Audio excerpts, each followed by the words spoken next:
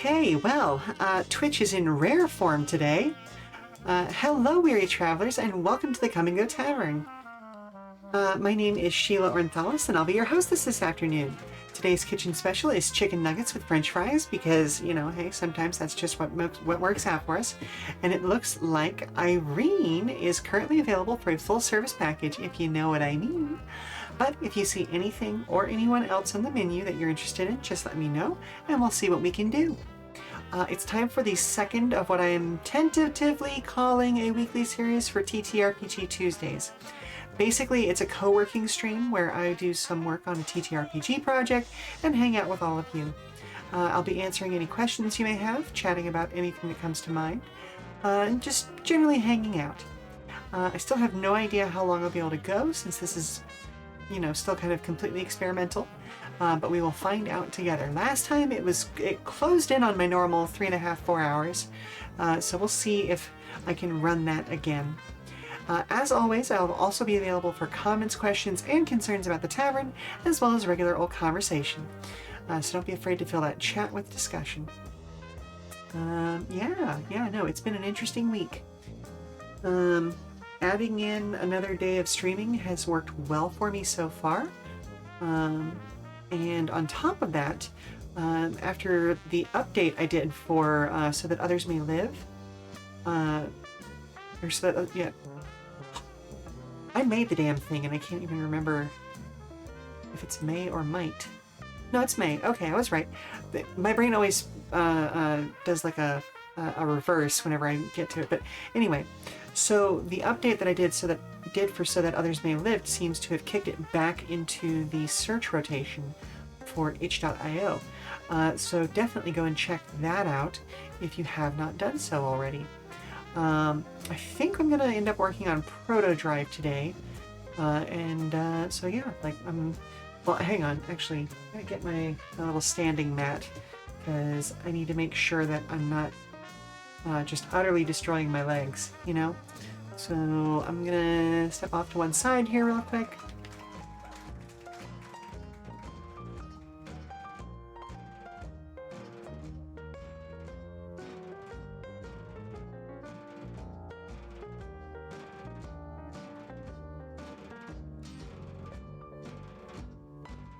Okay, there we go. Yeah, basically, like I needed like a soft surface to stand on because the first time I tried to do this, I was just standing on my like the hard rolling mat that's there to protect my floor from my office chair, and my back and calves hurt real bad after doing that for 3.5-4 hours. So, anywho, let's go ahead and head on over to the screen.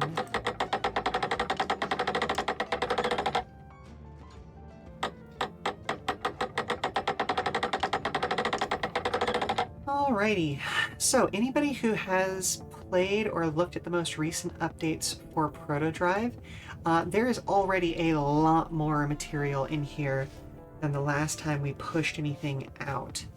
The next update for it is going to be version 0.8, but I'm now currently working on 0.8.5, because basically, like, everything up through right here works as a cohesive unit. The things that I'm going to be working on adding in today are going to be all about, you know, continuing with that. So basically, like, the next update is going to be the first... I'm going to go with the first 3 sections, because I can't really quite say that it's half, of the Game Master's Guide portion of the book. This is an extra thing. Like, the game is fully playable with just parts 1 through 4. But part 5 gives you a better way to, you know, run the game, as well as, you know, talks about, well, I mean, like, just like GM principles.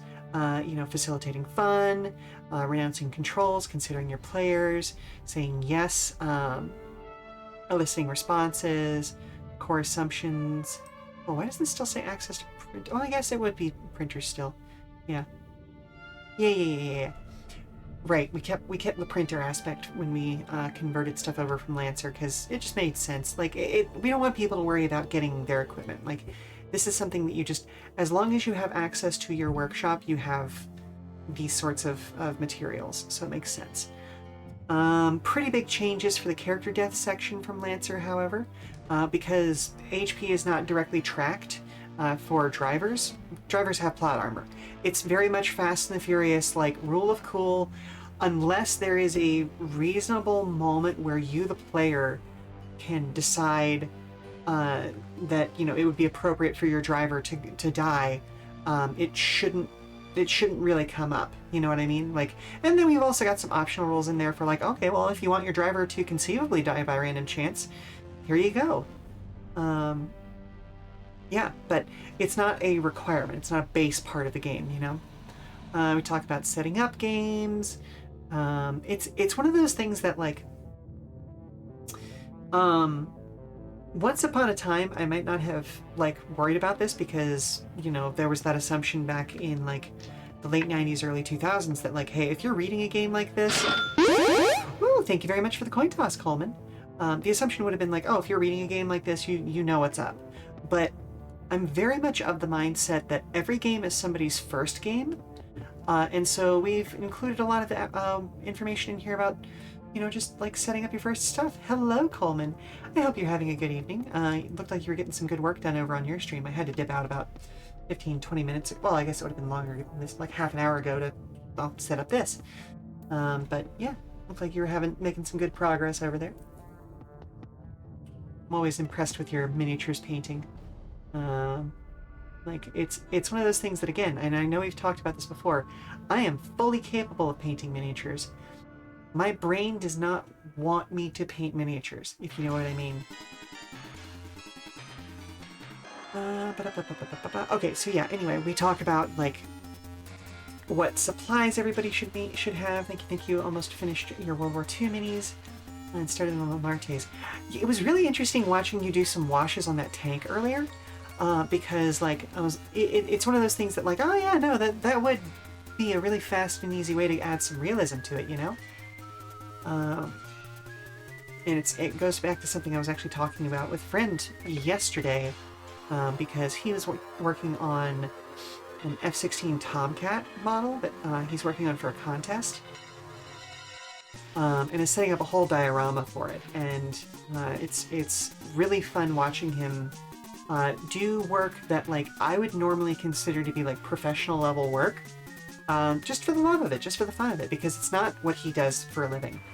And it's just one of those, like, huh, okay, well, you know, the perspectives we get when we exist within the entertainment industry of what counts as professional for us and what is like a work day for us is a hobby to other people.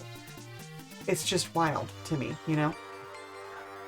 But yeah, we talked about setting up, like, your first session, setting expectations, making sure everybody gets an equal opportunity to introduce themselves and, like, actually, you know, work together to build a narrative, that sort of fun thing. We talk about building story hooks, and then give a whole bunch of examples for, like, just very generic story hooks.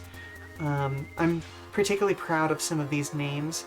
You know, like, just, like, A Day at the Races, very straightforward. Barbecue Stakeout is when you show up at a normal meetup spot, you discover that there's a suspicious number of cops hanging around nearby at a public gazebo in the nearby park. They swear they're just there to enjoy a squad cookout and are indeed grilling hot dogs and hamburgers in the gazebo's charcoal grill. But you can't help but notice that all the cars parked nearby are their official vehicles. It's very, very fun.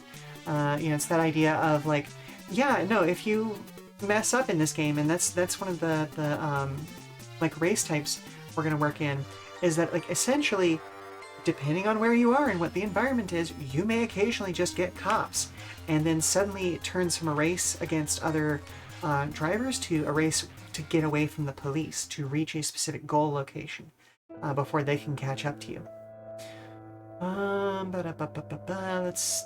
Let's see, what's other stuff? Ongoing Beef, Public Callout, Showcase Classic, Showtime, Take the Fall, The Fast and the Family. Because, you know, a certain franchise is all about family, you know. Oh, Darkness, Death Race. very, very grim, very, like, very 90s anime bullshit. During an evening meet, a driver from the next town over shows up with a wild look in their eyes and starts to spout off at anyone who makes the mistake of coming near them.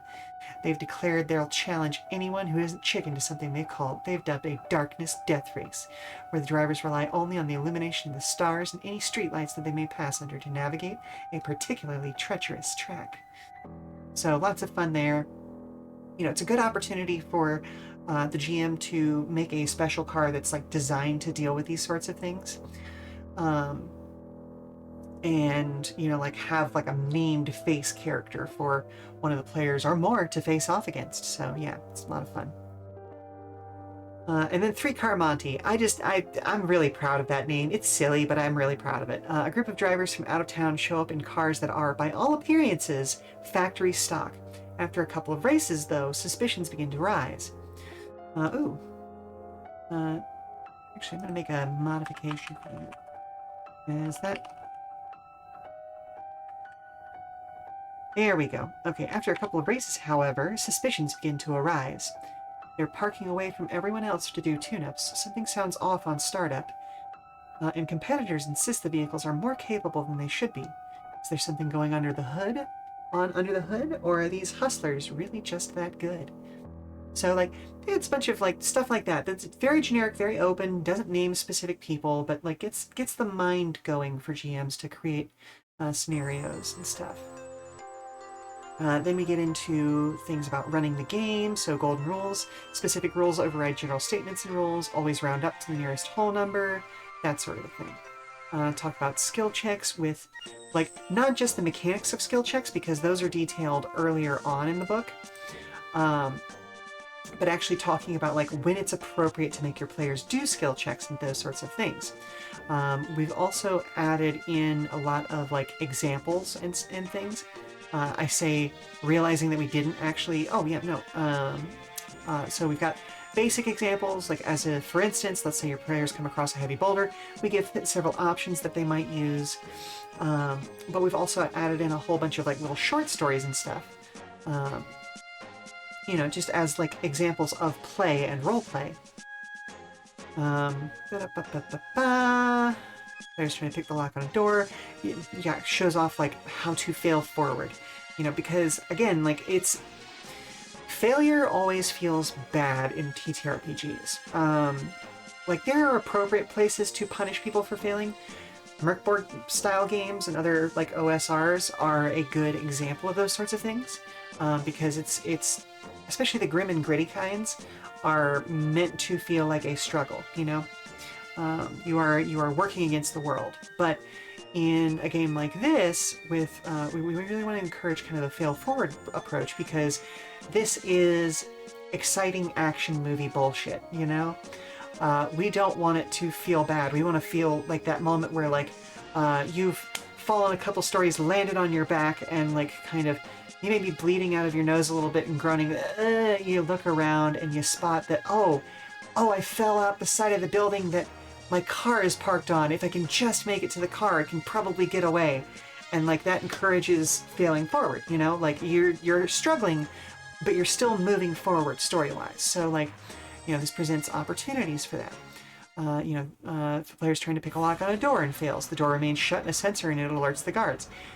It's moving you forward. It's pushing the story in a direction, even on a mechanical failure, even when the players don't necessarily get exactly what they wanted. Talks about figuring out challenges, talking about communicating stakes. Oh, hey, here's one of those little short stories I was talking about. Or just like an example of what you might say. Talks about like resting and repairs and how you have to be fair to the players about like, oh yeah, no, if you've got at least 10 hours in game or it makes sense, just go ahead and give them a full repair. That doesn't hurt anything, and it also means that you as the GM can become a little more challenging because of the fact that they are at full HP more consistently, It talks about when core power should come back.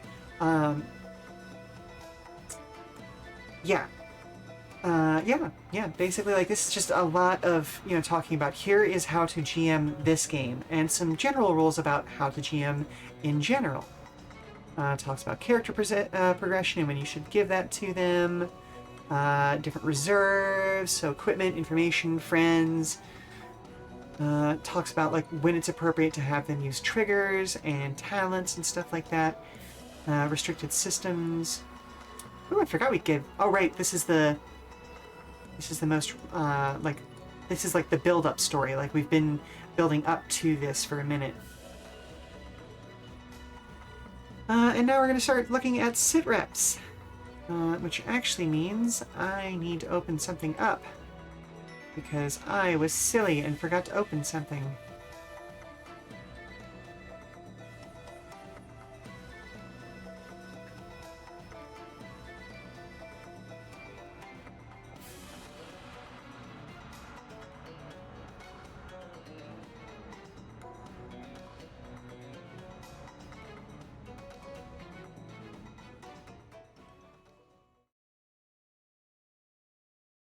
Ooh.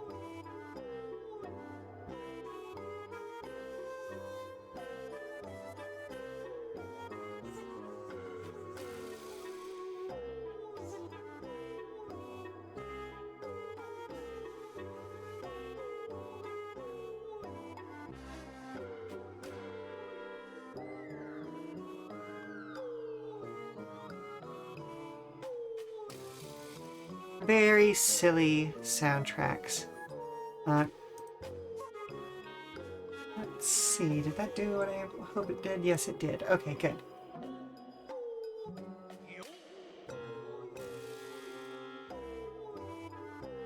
Okay, good. We did not change our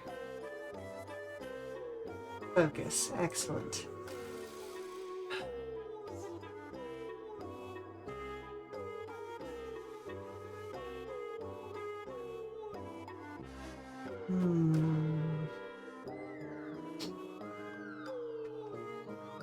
So essentially my workflow here is taking a look at what Lancer has as its descriptions for some of these sections, because like not all of the sections are gonna be the same, obviously, because we're doing a driving game. Lancer is a mech battle game.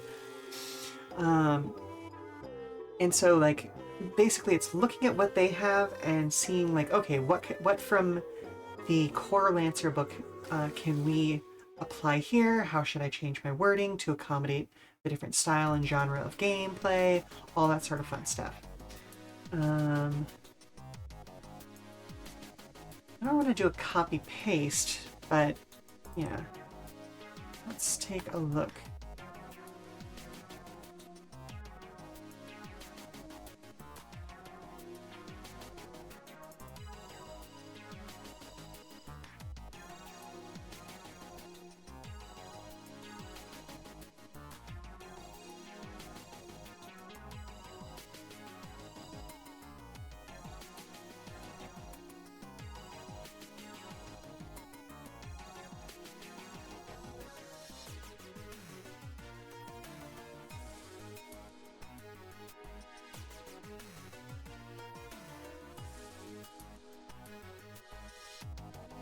No, we're trying to avoid the term racers because of some rather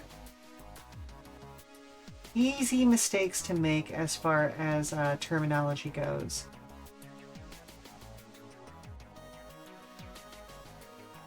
So let's see.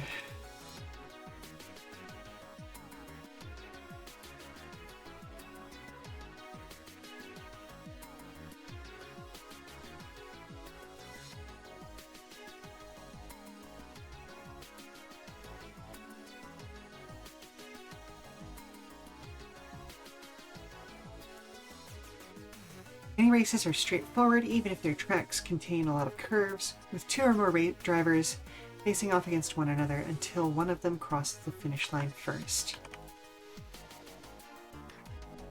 I'm going to say until... No, one of them... something feels wrong about that. Something feels like it doesn't quite work about that phrasing. Many races are straightforward, even if their tracks contain a lot of curves.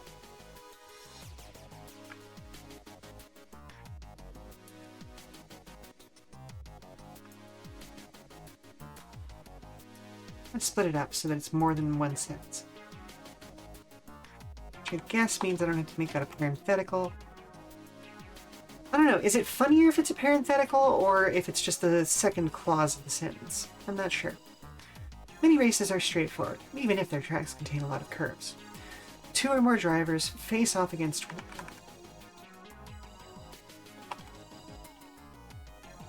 another until one of them crosses the finish line first.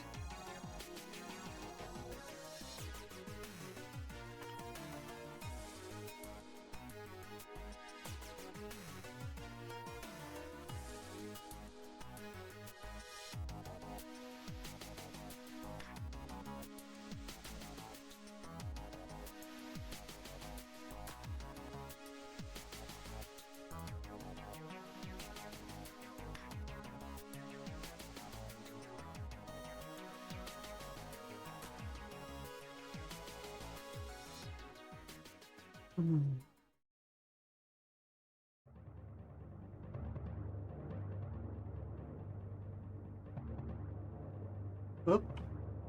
Didn't mean to do that.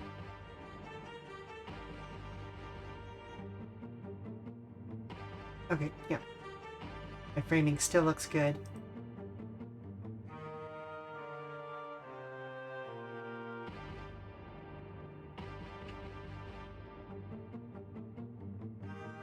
Ooh, I should have downloaded like the Ridge Racer and Daytona 500, or Daytona, the classic Sega video game soundtracks for this week's stream.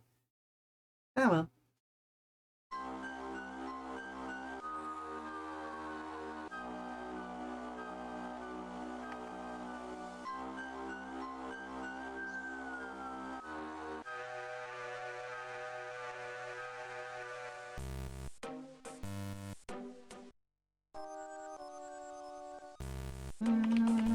Let's...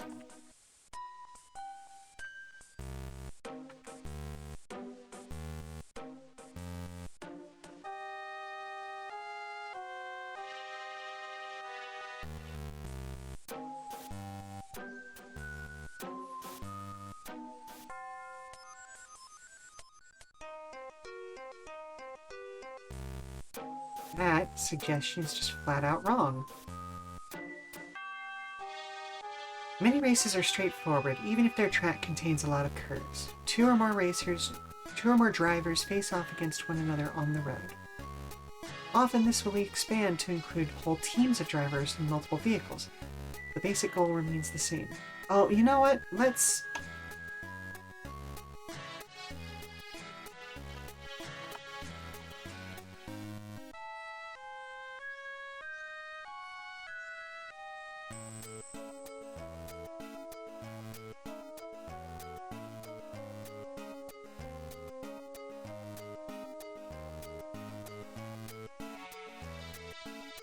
Okay.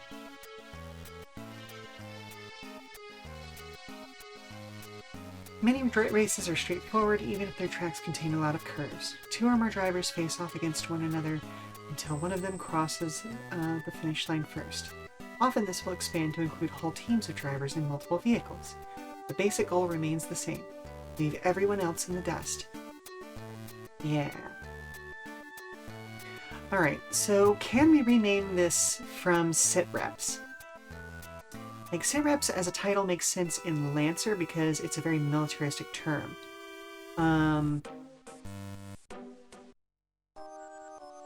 What's a good term for this? So we're looking at essentially like race styles.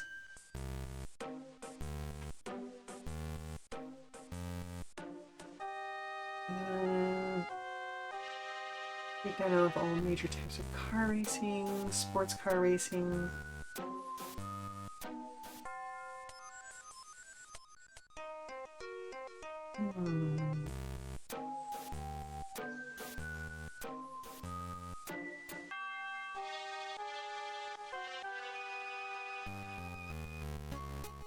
Okay, we're not looking for series because that's like getting into like the Daytona 500, Sebring, Le Mans, Triple Crown Endurance. all that sort of stuff. That's not what we're looking for here.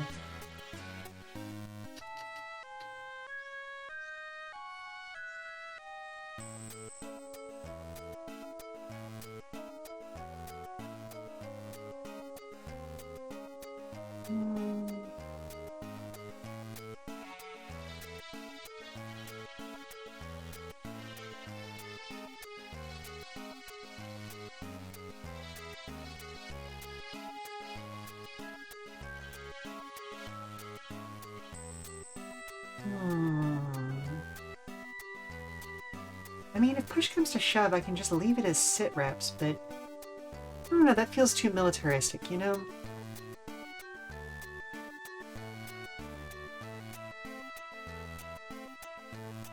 Make a note for myself.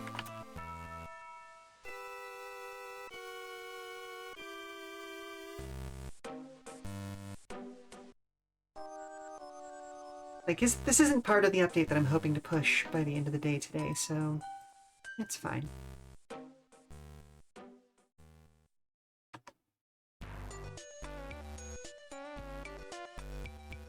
Oh, not times.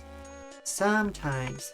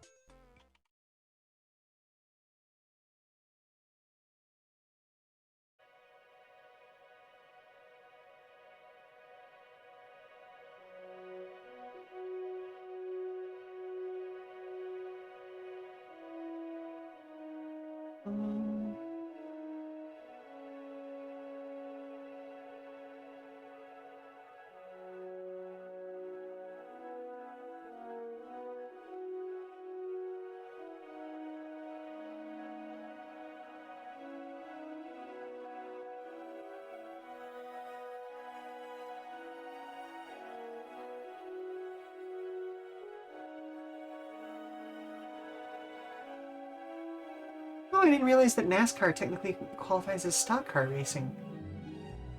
No, okay, that makes sense. Huh.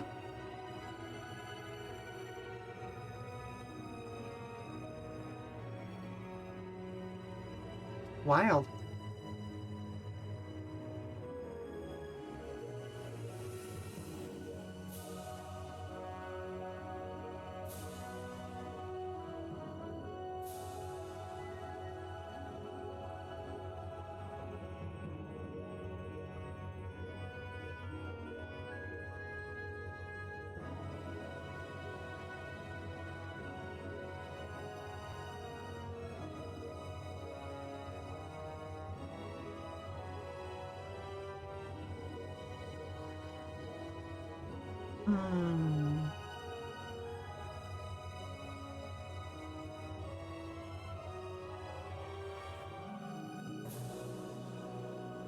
I want to. Okay, so types of motorsport doesn't adequately describe what we're going for here because that's too all-encompassing.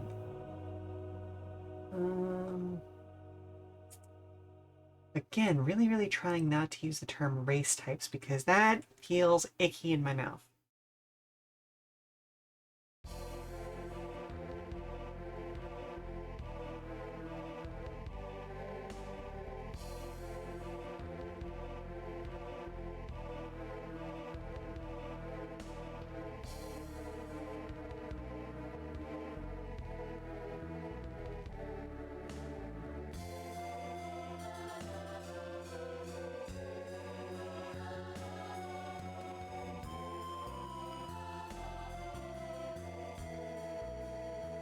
Ooh.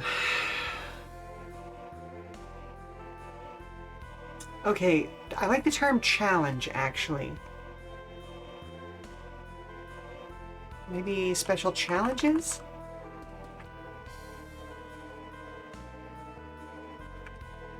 What about course challenges? Hello, Volosi. Excuse me for mispronouncing that initially. How are you doing today? I am doing a TTRPG work stream where I am doing some dev work on a game called ProtoDrive. Hey, what counts as hurt enough to go see Aunt Elena? Oh, sweetie, what happened? Well, LaFerlin and I were playing in the forest, and I sort of rolled down a hill wrong. It's the Toral. Oh, no. I can help you get fixed up. Give me just a couple of minutes to sort out what's going on here, and I'll be right with you, okay? Alrighty. Well, wait, did we run an ad while I wasn't looking? Huh. Weird. But in any case, what I'm working on today is a game called ProtoDrive, which is a hack. It started off as a hack of Lancer. It's still structurally mostly Lancer, but it is all about racing cars and living dramatic lives. So think Fast and the Furious or Initial D, and you're in the right place. But it's all about, like, its main focus is racing customized vehicles. We have, I want to say it's 14 chassis. No, that doesn't make sense. 13 chassis, because we've got the one generic and then 4 per company. 13 chassis with 66 parts, all of which like can be cross-compatible and stuff like that. Hey, if you haven't played Lancer, that's completely fine. Knowledge of Lancer is not at all needed or to play this game. It's just that was the license that made the most sense for us to use because of the amount of customization that we wanted to do. Because, like, myself and my co-creators, we were playing a Lancer campaign and watching, like, one of us happened to be watching Initial D at the same time and went, hey, we could really easily adapt this from mechs to being cars instead and just make it all about racing. And so we did, and we started work on it back in, I think it was 2021, and then hit our official release last year. So we've put a lot of work into it so far. I'm working on the GM section of the book right now. It's still very art light, just because, you know, this is very much a labor of love, and so the people who are working on it, we're all doing this in our free time, sort of a thing. And our artist works full time on other things. So, you know, whenever he's able to finish art, we're very happy. But here I am working on the words portion of it. You know. Right now, I'm trying to come up with a better name for. It seems like you already have a quite solid book. Oh yeah, the game is technically fully playable. Everything from a player's standpoint is fully complete, or at least. I'm not going to say it's complete because I'm very much one of those creators that if I find a problem, I'm going to update it. And there are no print versions of this book yet. Maybe someday, we'll see. So, you know, if I get plan to just publish it or run a crowdfunding. So it's actually already published on itch.io because, like I said, we've been working on this for a little while. And its release version includes everything that players need to run the game, which is fully runnable that way. The GM section of it is more just, okay, if we're doing a dedicated long form campaign that we really want to like flesh out characters and create a world behind it and do a lot of RP, then yeah, you can absolutely do that. Here, let me drop the itch store into chat for you.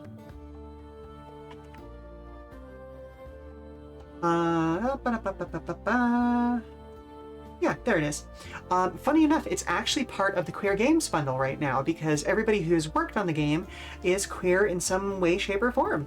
And so we are part of that bundle. It should still be going on. I want to say it goes until September 10th. And there is both a $10 version and a $60 version, so it's kind of pay what you can. And it gets you a lot of really fantastic games. So definitely something to check out there. But yeah, I'm working on the GM section right now to give people So in terms of pure content without art, how far do you think you are into completing it? So I've actually already got sections for everything that I want to do. So I would say, as it stands right now, I am halfway to everything that I want to do. The first third of the book, which is the really key core component of it, was the players section. That's already done. That's out there in the world. The character sheets that we made to go with it that automate all of this stuff are well made. They're not pretty to look at because they are essentially just Excel sheets, but they do everything in an automated way so that you know exactly what your stats should be, all that sort of fun stuff. The track segments you can already build very well. Like our art is done there. There's some tweaks we want to make to them for clarity's sake, but the track segments are done and available, easy to make use of in whatever your VTT of choice is. Right now I am working on the GM section, which is all about, like I've mentioned a couple of times now, kind of making it easier to run long-form campaigns and create like other characters. Today's part of the project is figuring out what in Lancer is referred to as sit reps. So, like here are some special rules as outside of just, kill the other guys. Obviously for our driving game, that doesn't make much sense. It's not a military game. So I'm thinking like, not career challenges, course challenges, special challenges, something along those lines. Talking about like different styles of racing. So like there's rally races, there's setting down special rules, there's making deliveries, reliability gauntlets. So basically like, time trials, different styles of races that allow you to, to spice things up for your players a little bit, outside of just, who crosses the finish line first. And then I'm going to talk about world building NPCs, as well as some like generic classes for NPC drivers that don't necessarily have as good of cars as the player characters, and are really just there to kind of like get in your way on the course, as it were. There's no combat in this game, so realistically what it comes down to is like when you're just mostly playing against these sorts of standard generic NPCs, it's a question of like, okay, can I pass all of these people without endangering myself, running myself off the road, and actually make it to the finish line? Because, woo, is it easy to go too fast, lose control, and spin out. Pleasure. Oh no, hello weather. Thank you very much, I will hydrate. But anyway, now that I've given that rant, I really should go see what Thitoral needs to actually get some healing going on there. So I will be back in about 5 minutes. You don't have to sit and watch the commercial, stand up, stretch, do all that good stuff, but we will be back very soon. So I will talk to you all soon.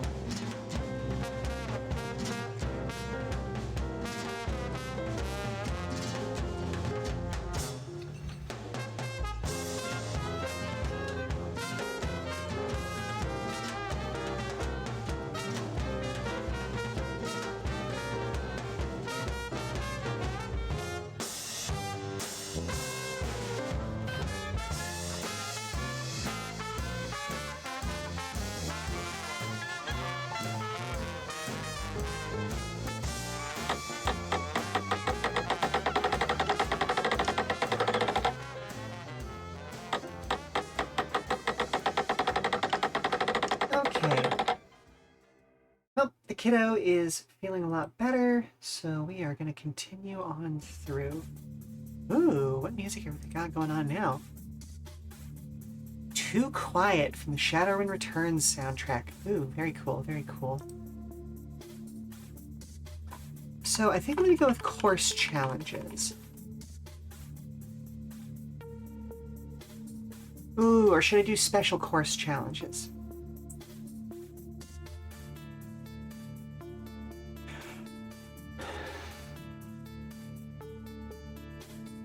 No, we're just going to go with course challenges. Because we've got to think about special rules down below, so. Sometimes you want to add more depth to the drive.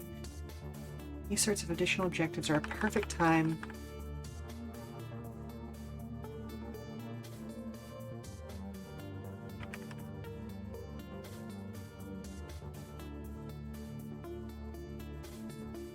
Whoop, one too many E's.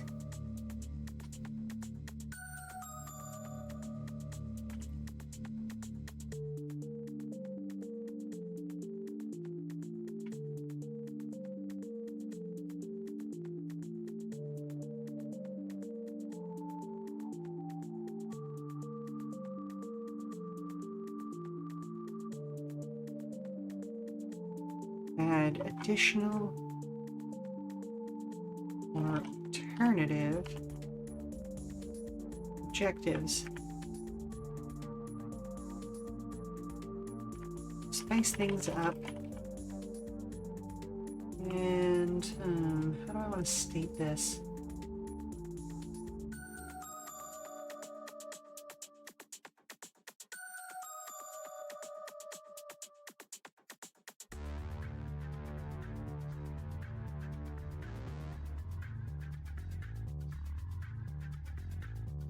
Create more dynamic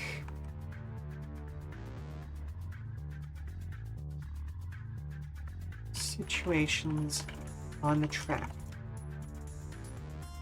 Okay, so how does this feel so far? Many races are straightforward, even if their tracks contain a lot of curves. Two or more drivers face off against one another until one of them crosses the finish line first. Often this will expand to include whole teams of drivers in multiple vehicles, but the basic goal remains the same. Leave everyone else in the dust. Sometimes, though, you want to add more depth to the drive. Course challenges, often shortened to just challenges, add additional or alternative objectives to spice things up and create more dynamic situations on the track.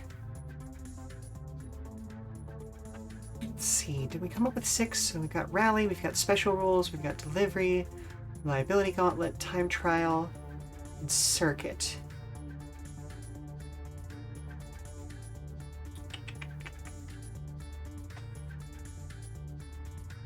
2, 3, 4, 5, 6. I feel like drive with the least damage to their cargo. Reliability gauntlet. Whose car dies first? Time trial.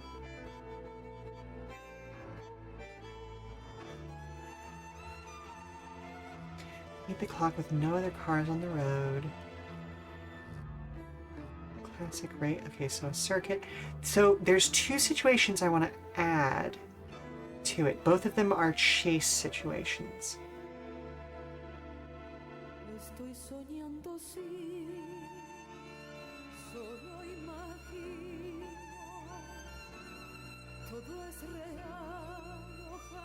Ooh, okay, hang on. This is a gorgeous piece, but I am going to skip it because I don't want to be trying to talk over somebody.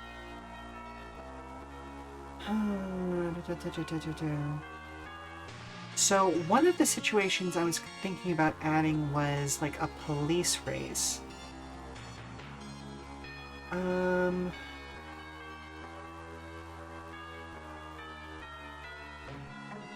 But I feel like that's a more complicated situation. Like, you know, if you've run a stoplight or something like that.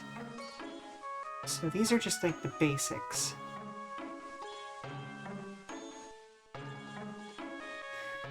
Ooh, hang on. Here's what I'm gonna do. Yeah, we've got a whole bunch of things that we're looking to add eventually.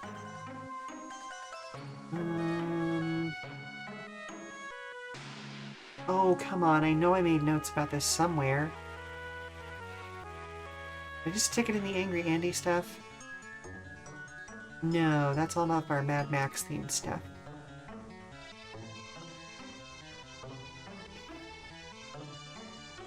Did we put it in the 5th series of cars? There we are. Okay, the new obstacles. Traffic light when a chance to spawn a cop and change the race type to escape. Escape, that was what it was. Reliability gauntlet, okay.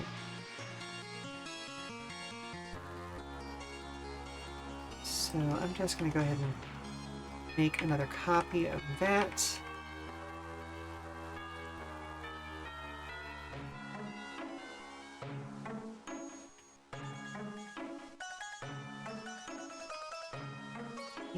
Pursued.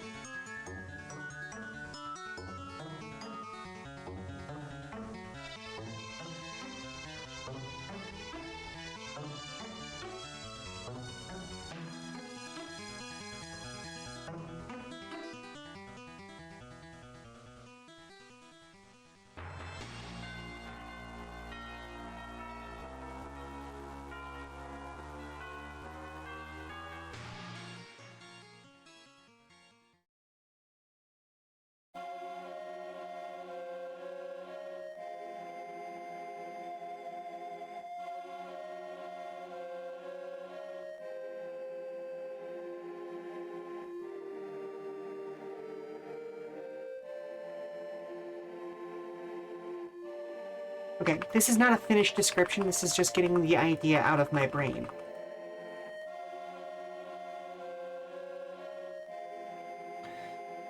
School zone, everybody's speed is capped, construction, no passing, oil slicks, rush hour, detours.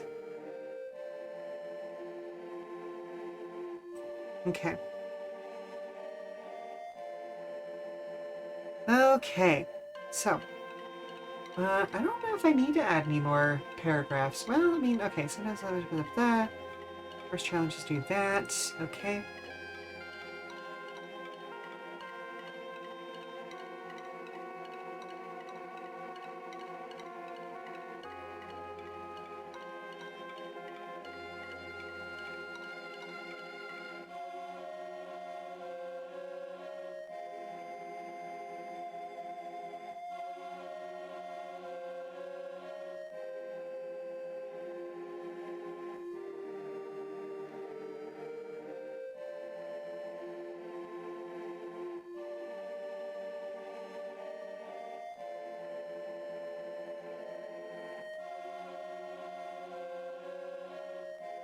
You can plan out your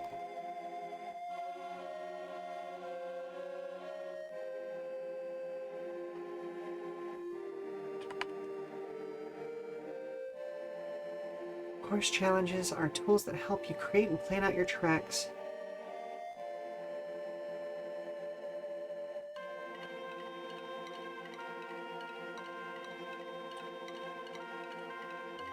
To best challenge the drivers.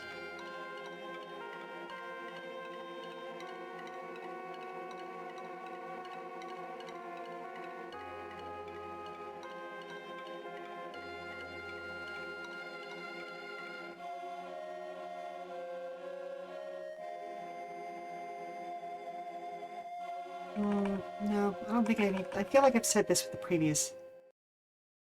Yeah, I said this in the previous one. So there are 7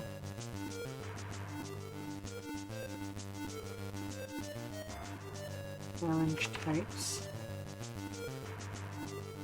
Why do I keep adding extra E?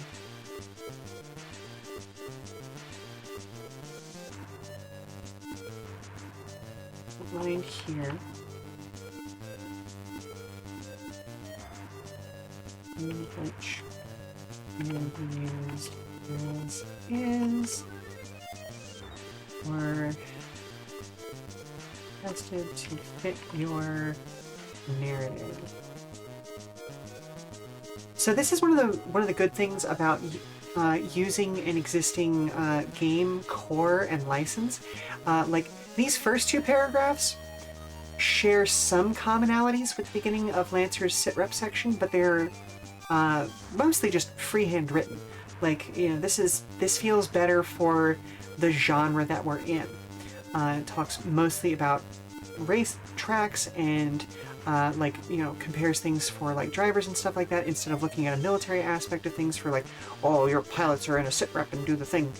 But it conveys similar information in its own way.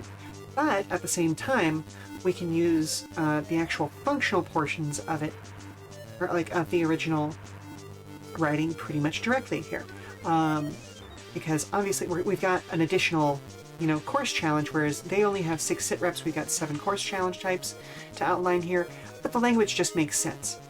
Each of which can be used as is or adjusted to fit your narrative. Yeah, I don't feel the need to change that language. That is a purely mechanical set of language that only the GM needs to worry about. Now that being said, I am gonna do this. Okay. And thankfully, I was gonna say, oh well, oh dang, I need to reorganize this alphabetically. Is that gonna do what I need it to do? And yes, it is. Because circuit is actually the first one that I want to be on there. Delivery. Escape.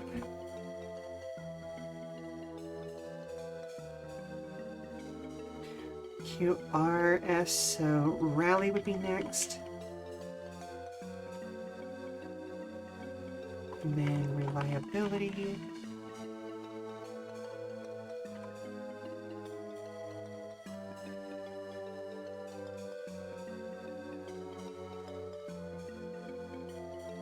Special rules.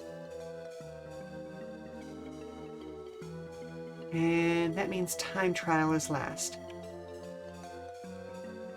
Time trial.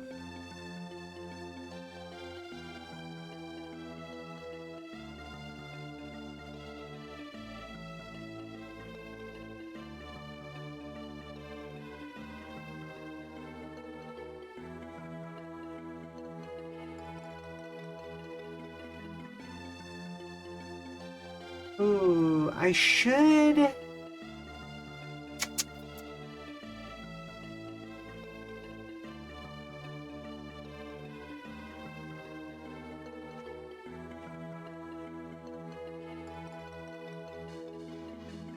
should make some example tracks.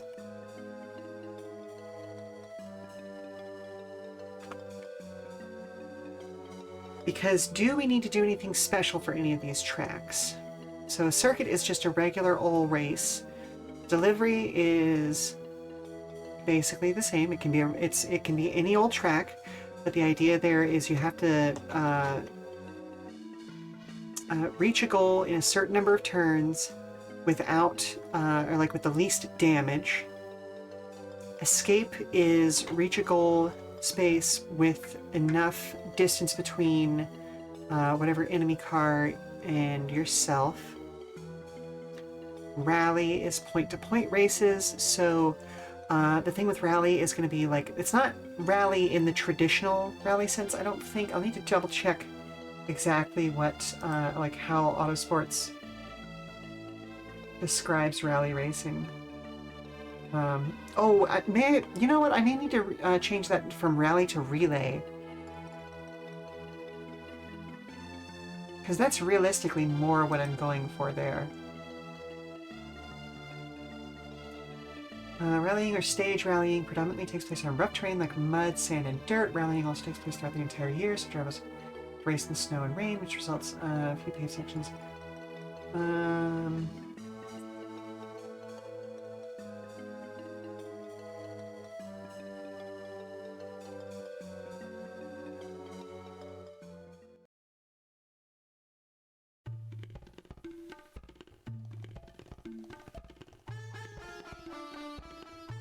Types of grassroots running enthusiasts.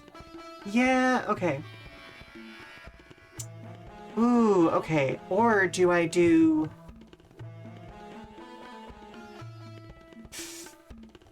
Rally would be tough to pull off, but I want to include it here, so I'm also going to add in relay.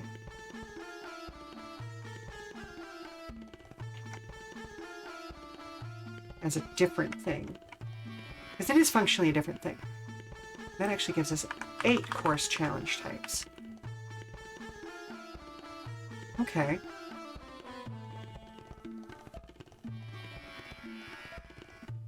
I already know without even looking at it, this is from Golden Sun. I can't remember which desert area it is.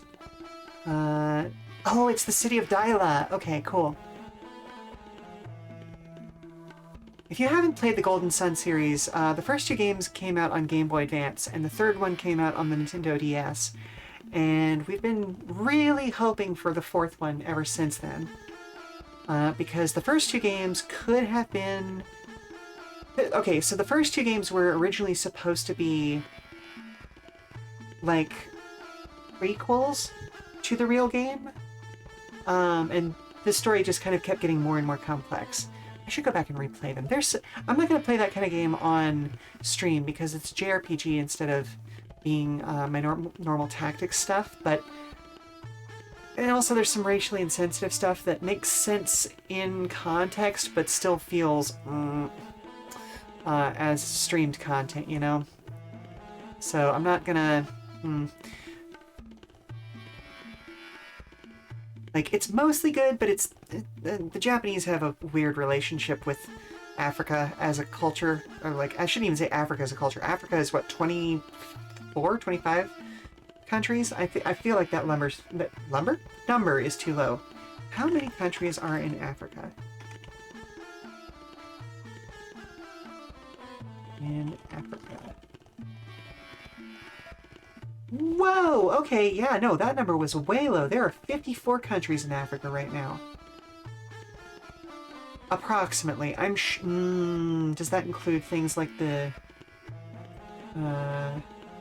some of those arguable locations? Africa got fucked by colonialism. I'm not even gonna pretend there. Yep, nope. There are at least 2 of those that are not counted as countries by official count. So somewhere between 54 and 56 countries in Africa. Yeah, I'm not well enough educated on the reasons for why they're not considered official countries, but I'm not going to step into that. That's not my problem. But I do want to recognize that I was way, way undervaluing the number of countries that exist on that continent. So, oops, my bad. And now we know it's somewhere between 54 and 56. And so we both learned something today. But anyway, why did I even get on that? Oh, right, yeah, because Japan has a weird relationship with African nations and African cultures and things like that. So, like, in their own way, they think they're being respectful a lot of the time, but it doesn't necessarily come off that way, depending on who the audience is and how much exposure they have to Japanese sentimentalities and all that sort of fun stuff. So I'm not gonna stream that game, because I don't want to step in that.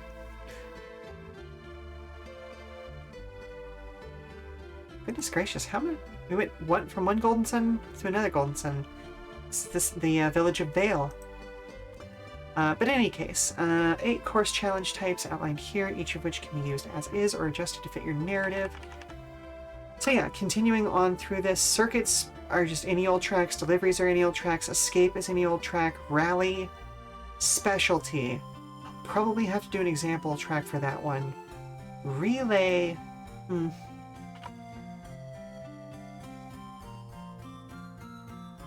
Reliability gauntlet can be anything. Special rules can be anything, and time trials can be anything. So yeah. Yep.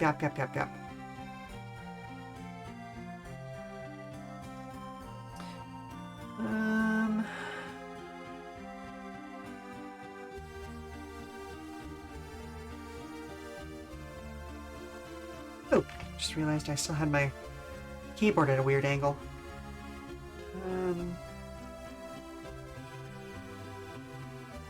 Most of these course challenges be done on any normal racetrack.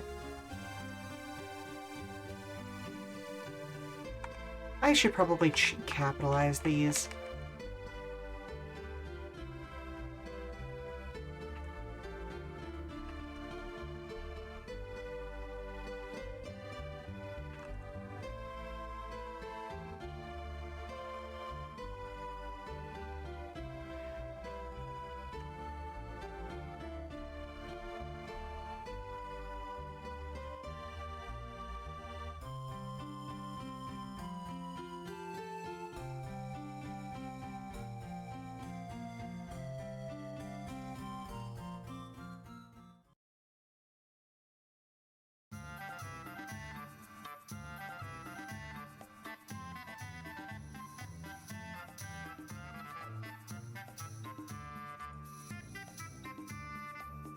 Able to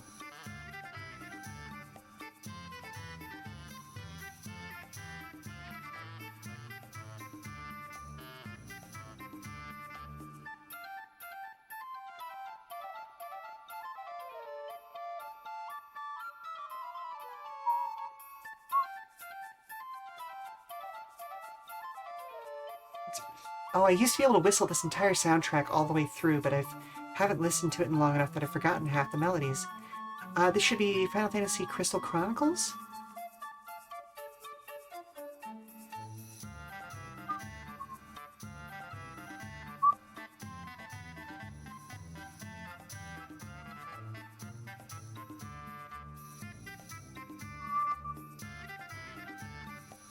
Anyway, okay, so most of these challenges can be done on any normal racetrack, but keep in mind when building the tracks.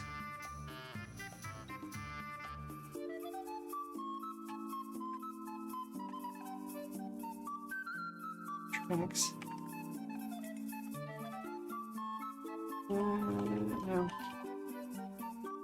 It should be able to present the type of objectives that are needed for the challenge.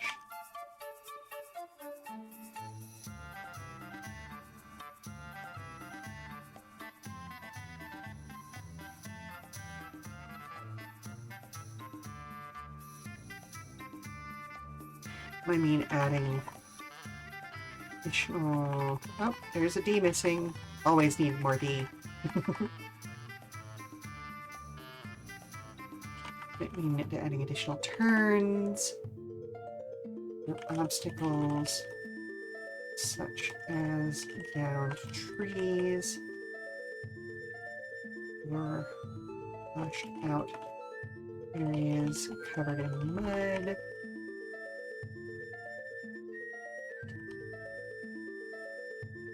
Even complicated alternate routes.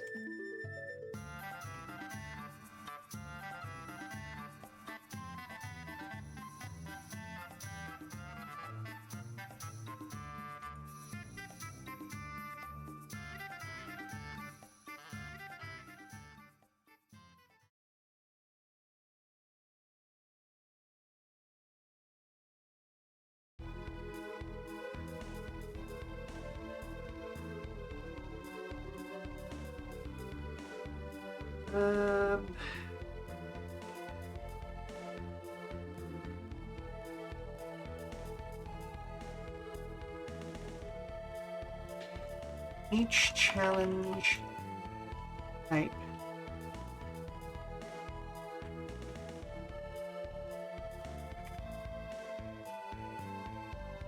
Oh, I'm trying to say something along the lines of will include information in its description.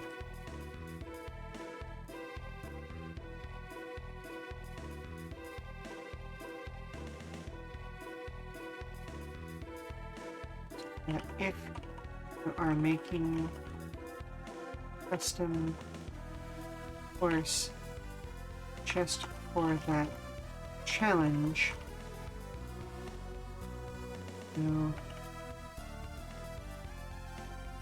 it will Neat.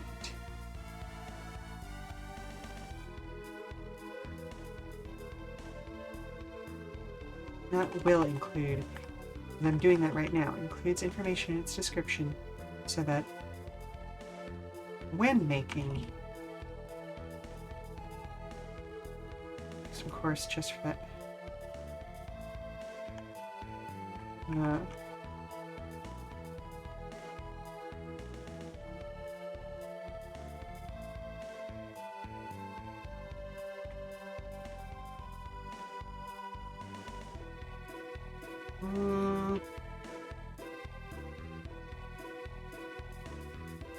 do I even need to say this here, or can I just do it? No, I should say it here. I should mention it.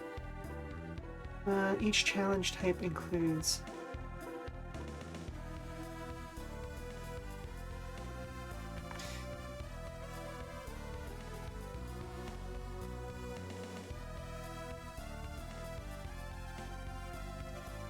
the description of each first challenge.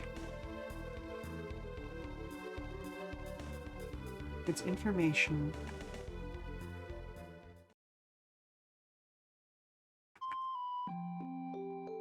on how to best build a track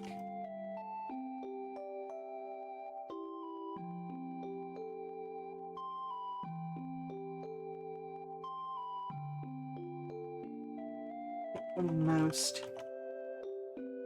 of it.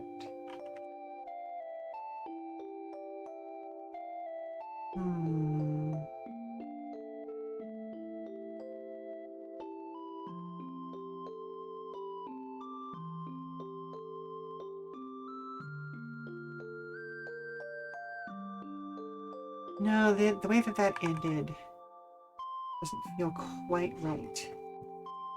Why is this down here? Okay, get out of the way so that I can... The description of each challenge or course challenge includes information on how to best build a track to...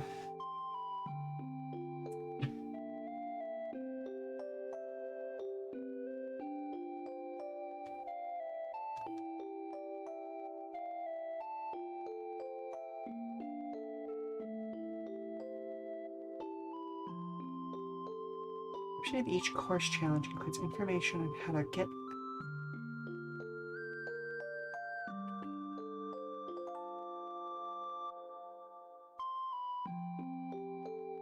modify a track to get the most out of challenges.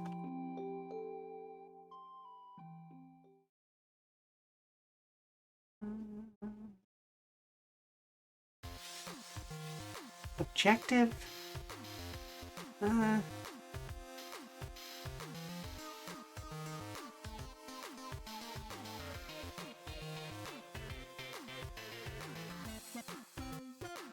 don't want to use I don't want to say special rules because like that is actually a specific thing later on. Each challenges.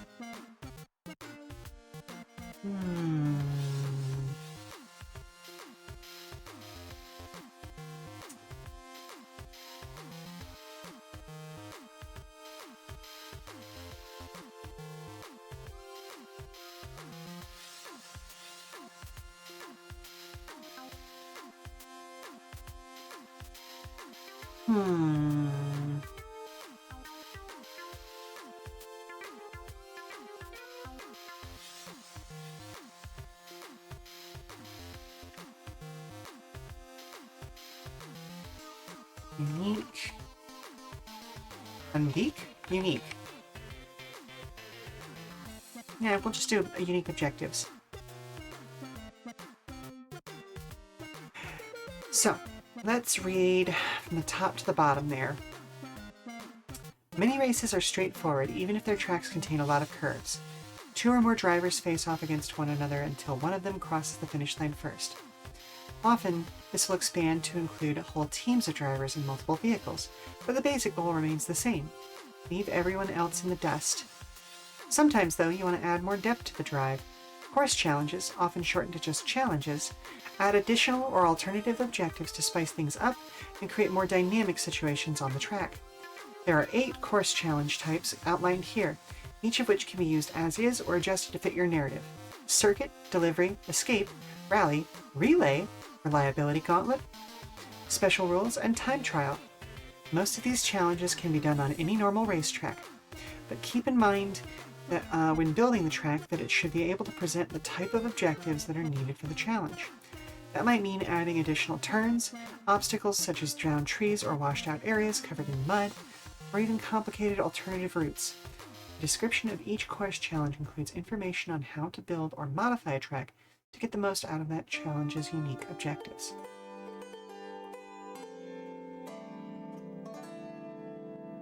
I feel like this needs a little bit extra.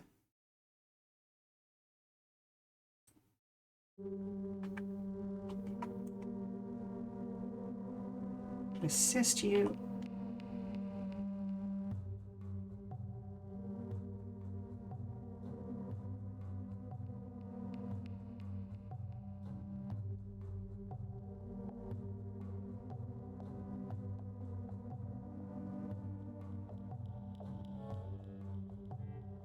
Mind. Description of each challenge includes information on how to build or modify a track, get the most out of that challenge's unique objectives. There we go.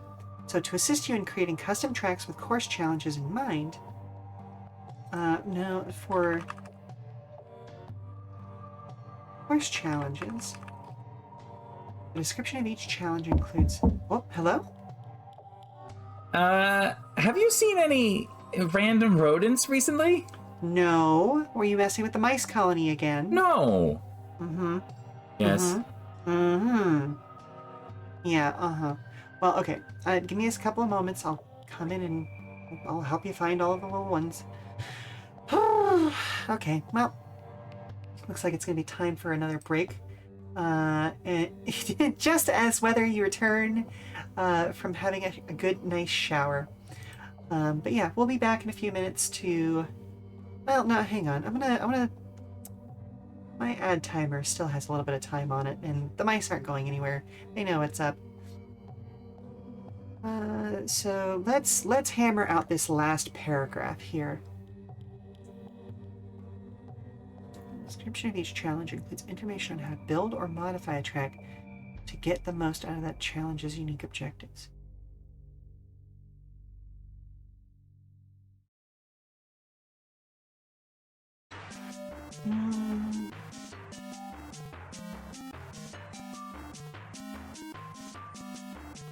Creating or customizing tracks, the course challenges.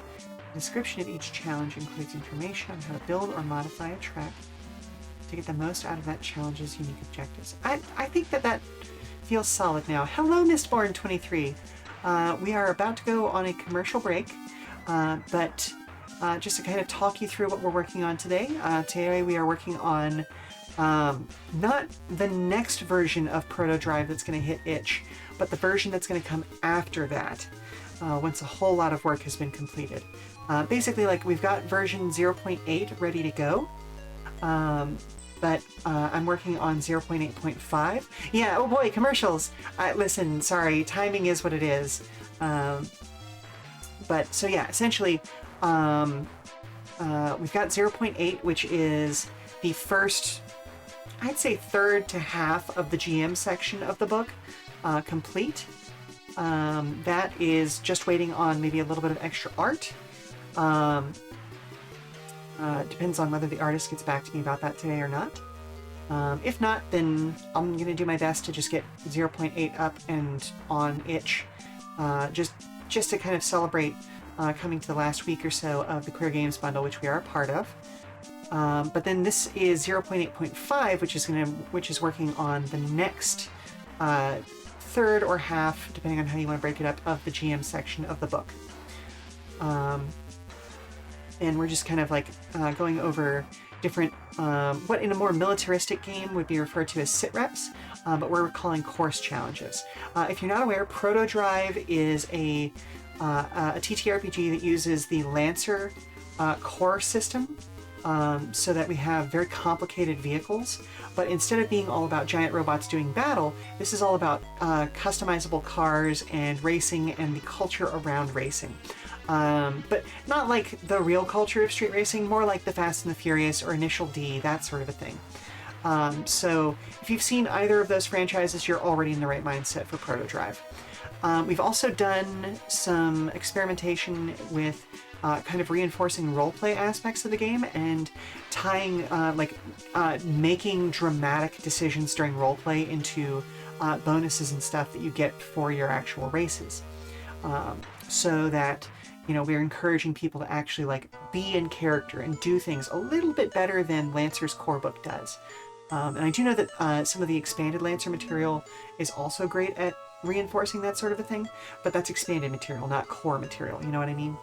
But in any case, I need to hop away for 5 minutes so that we can, as LaFarland said, I needed assistance on actually finding some of the mice that they have let out of the little colony. So, but I'm going to run a commercial while we're away. Stand up, stretch, refresh your drinks, all that good stuff, and we'll be back for more dev and co-work stuff in just a few minutes. Alright, sweetie, so how many did you actually lose track of? 5 is not bad. We can find 5 of them. Have you spoken to Elena about it yet?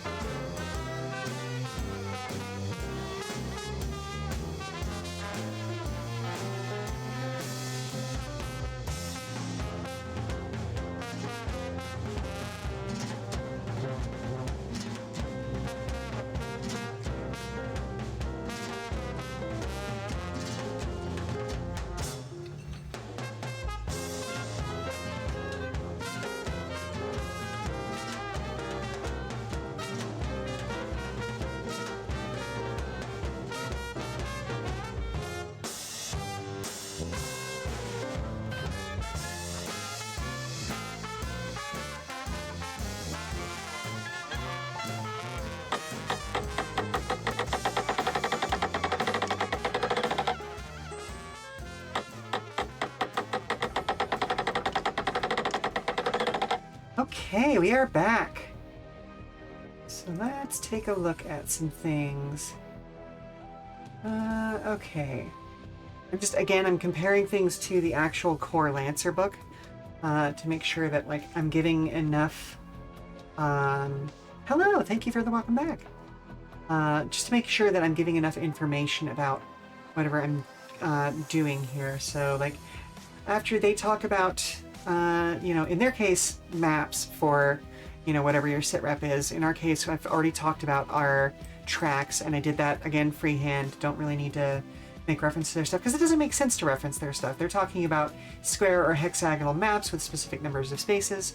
Our tracks don't really work that way. Like, there are spaces on the tracks, but it's more about track sections and things like that.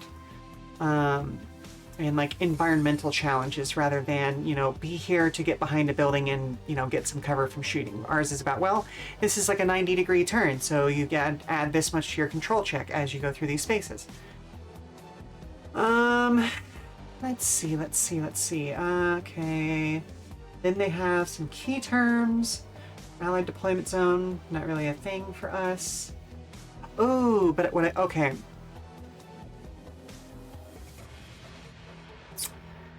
So, heading 2, heading 3.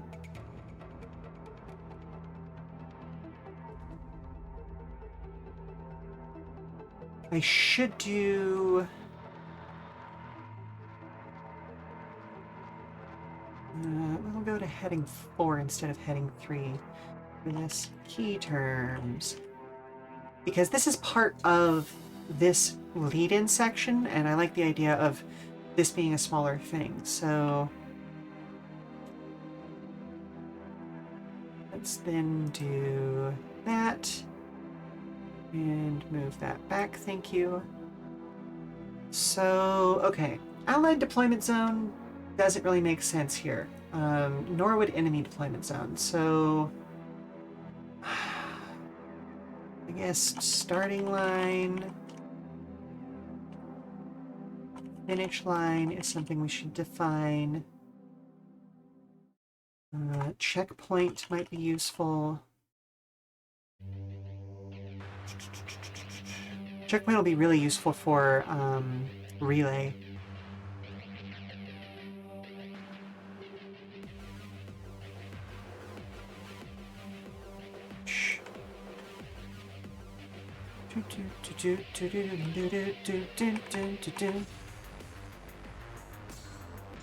What in the world is this from? Oh, this is from Baroque.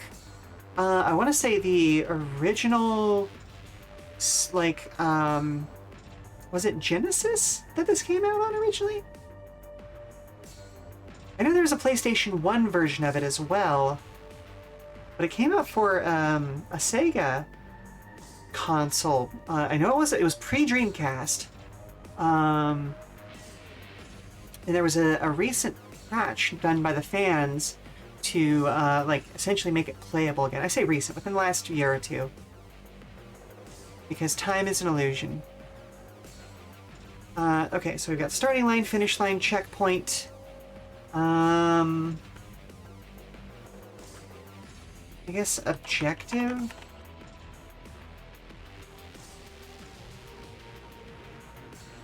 So the way that Lancer structures this is they've got Allied deployment zone, not useful for us.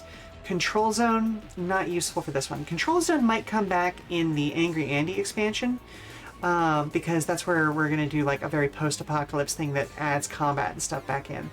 At which point, all of these terms would be useful again. Enemy deployment zone, again, nobody deploys from different areas with these kinds of races, or at least not with the races I've got described here. Extraction zone, that maps closely to our finish line.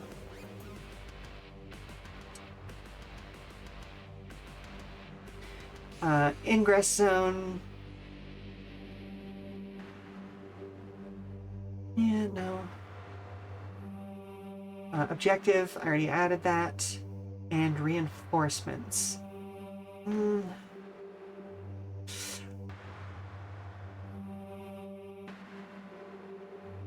Yeah, no. I think we're good there.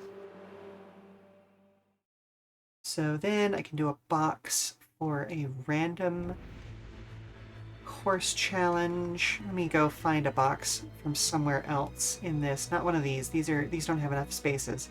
Yeah, one of these. Okay, so I only need 8. So I'm only going to copy that.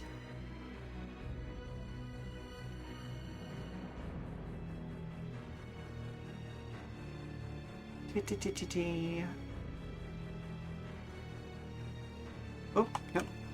Up. I'm going to drop that in there. Here we go. That doesn't need... challenges.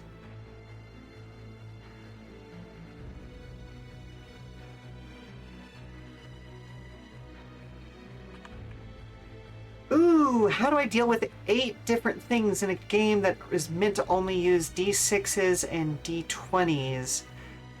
Fuck. That's a problem.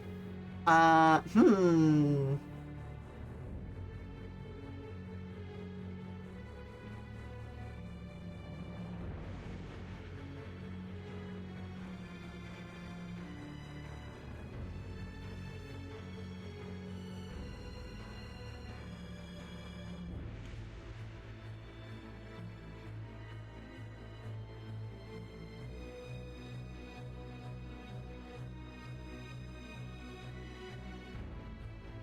Every escape, rally, relay, reliability gauntlet, special rules, and time trials.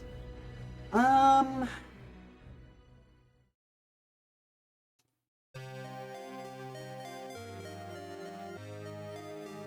could theoretically remove circuit and special rules and just leave the other 6 because circuit is meant to just be a standard thing. Found a guessing game with Rule 34, Lamau. Guess which of 2 have more posts on R34. Oh my goodness. Oh, goodness gracious. That reminds me, there was a subreddit of stuff that was either... I don't remember what it was called, but it was like the image was spoilered and you had a 50-50 shot of it being something really atrocious or something really amazing. Up to and including Rule 34 stuff. And essentially, like, the post title had to give you an atrocious option and an amazing option, and, you know, you choose whether to remove the spoilers. Ugh,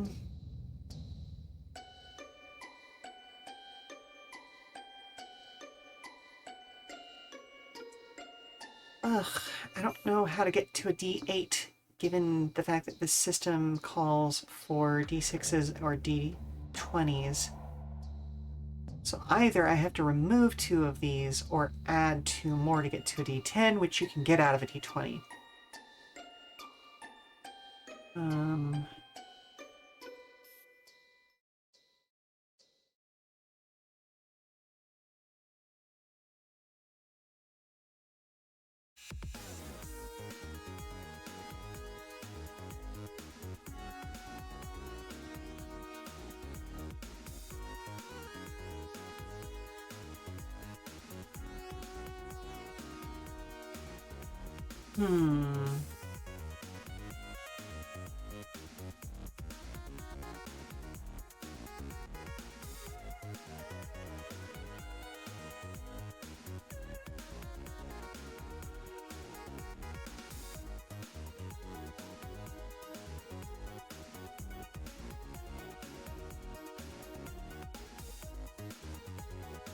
Playing Reddit 50-50 with the Spice. Ah, yeah, that's the one.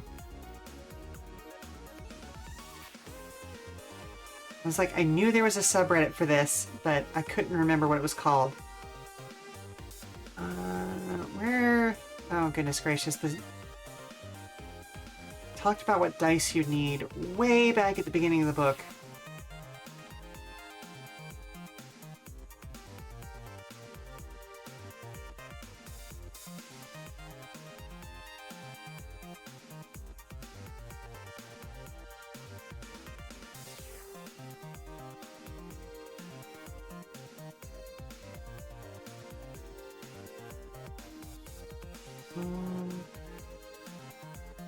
Yep, and I very specifically was like, you need these 2 kinds of dice.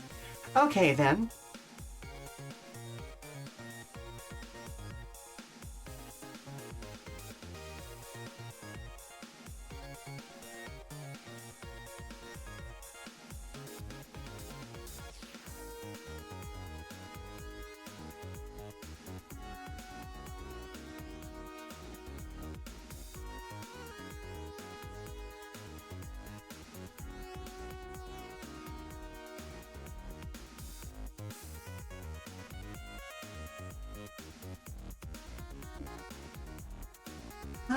I could do a D33.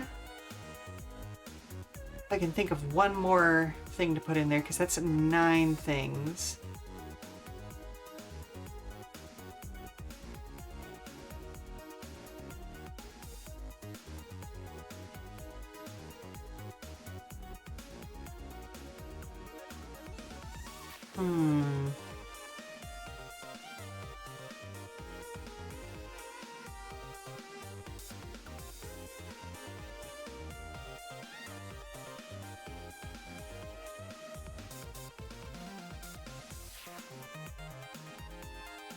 Or,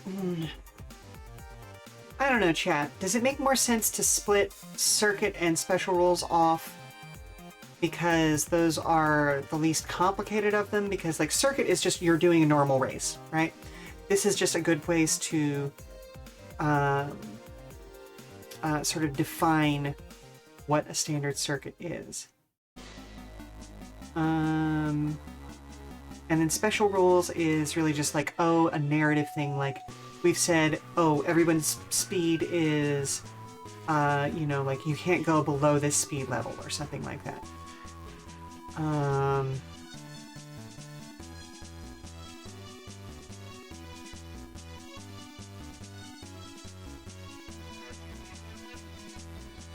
And that would leave us with 6 things that have more complex special rules.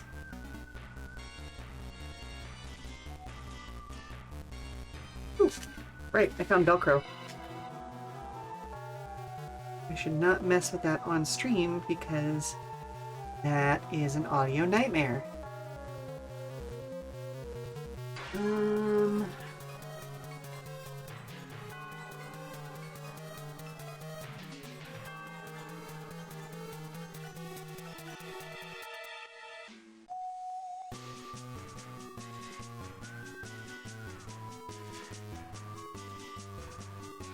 So,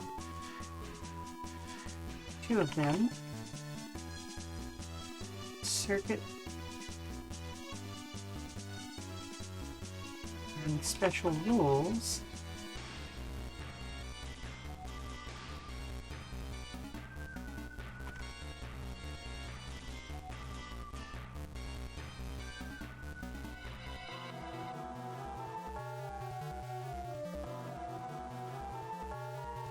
And the most common.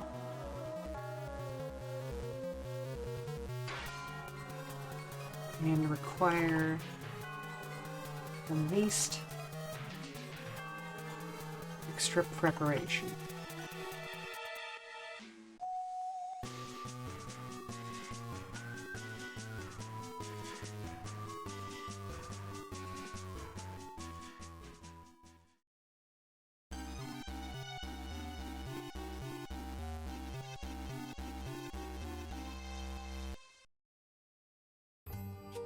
Other 6 are more specialized.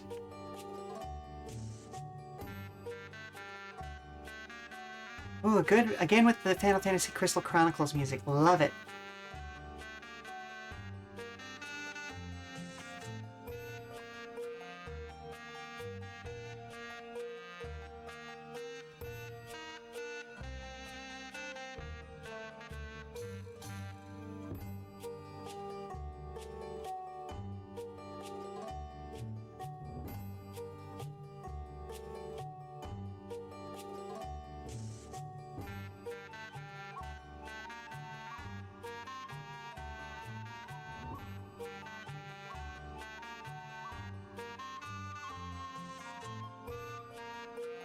Those are the most common and require the least extra preparation. The rest need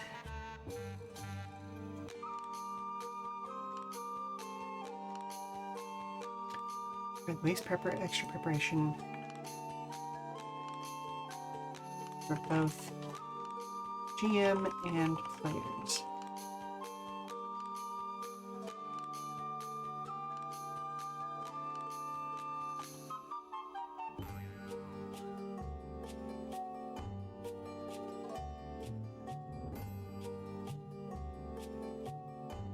And more commitment.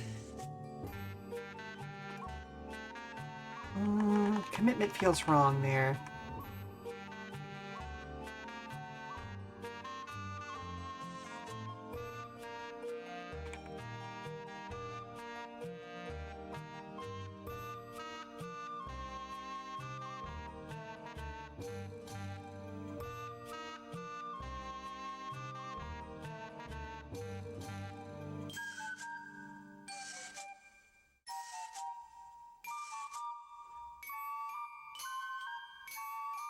Ooh, we're back with pizza.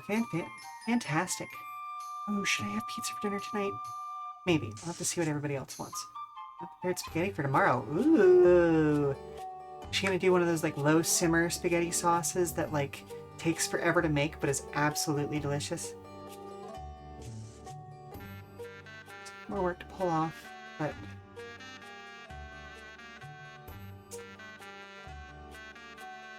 let's make them great.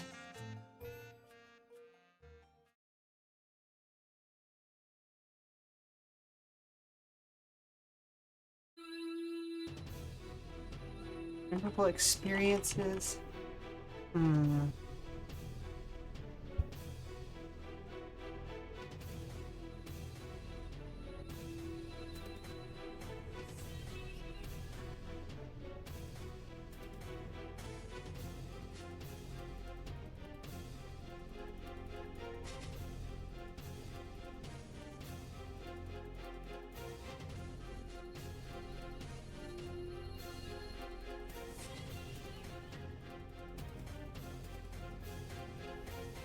I'm not happy with that description.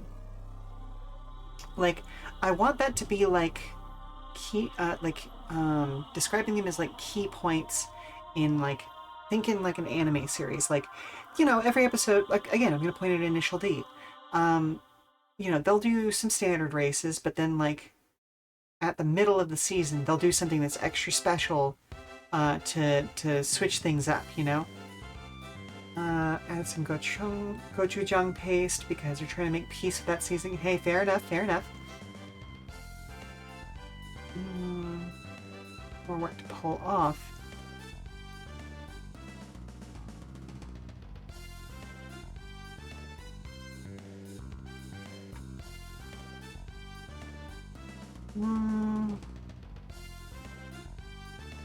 Rest are more complex.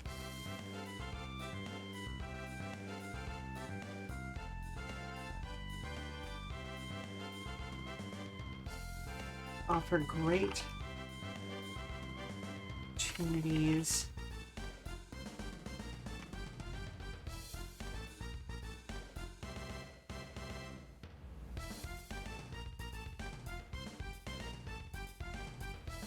To create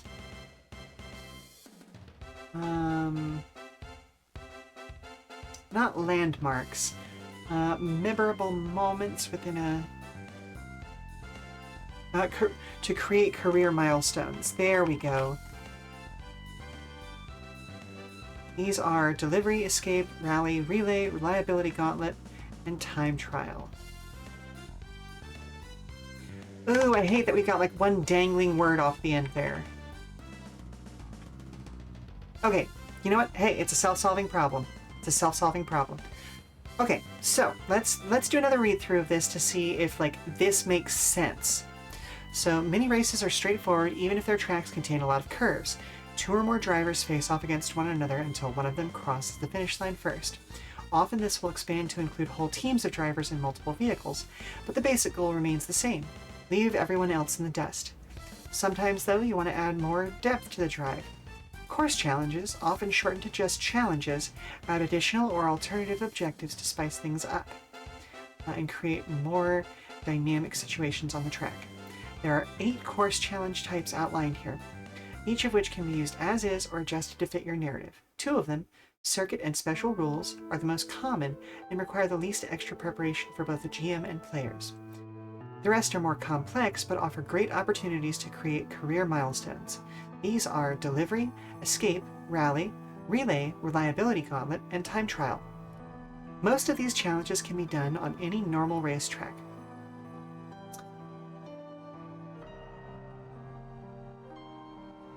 Ooh, actually, I do need to rearrange this. Course challenge. Sometimes you want to add more depth to the drive. Course challenges, often shortened to just challenges, define the objectives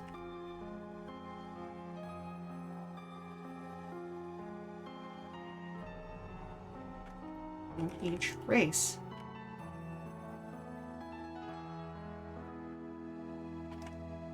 Many of them add additional or alternative objectives to spice things up and create more dynamic situations on the track.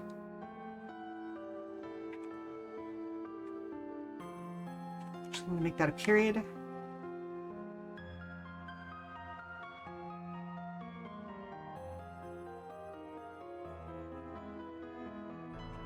No, I'm going to leave that a comma.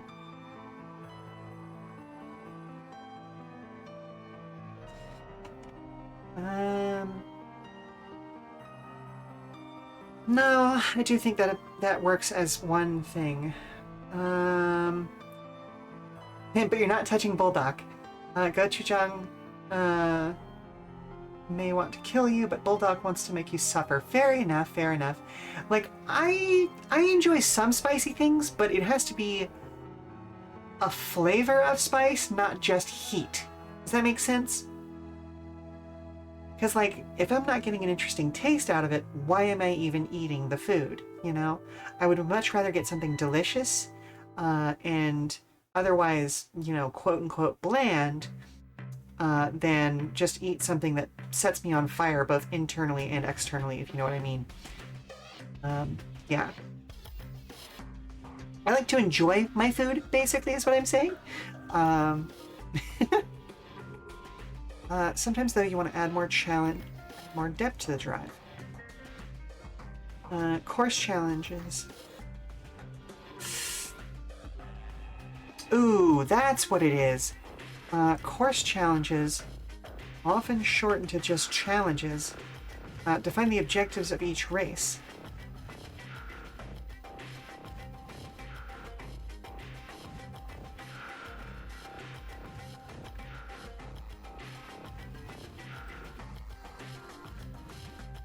Most of the time...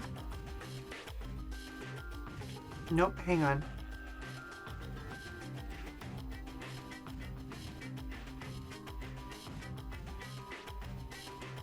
This just means where cars are going to start and where they're going to finish.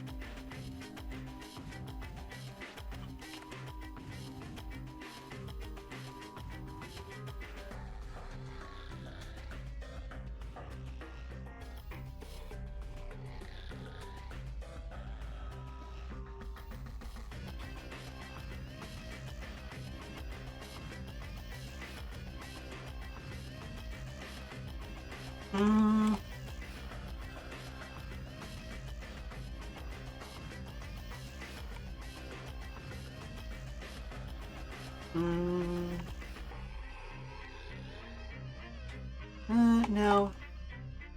I'll do this sometimes. Sometimes this is as simple as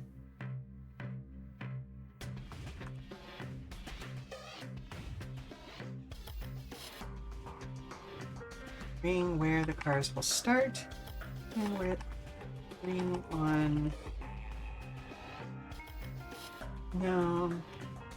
establishing where the cars will start and where they're going.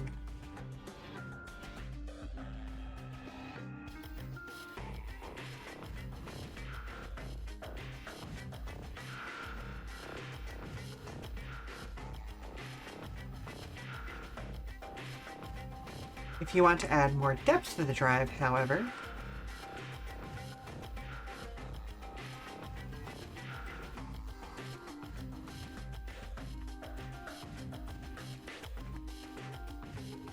many of the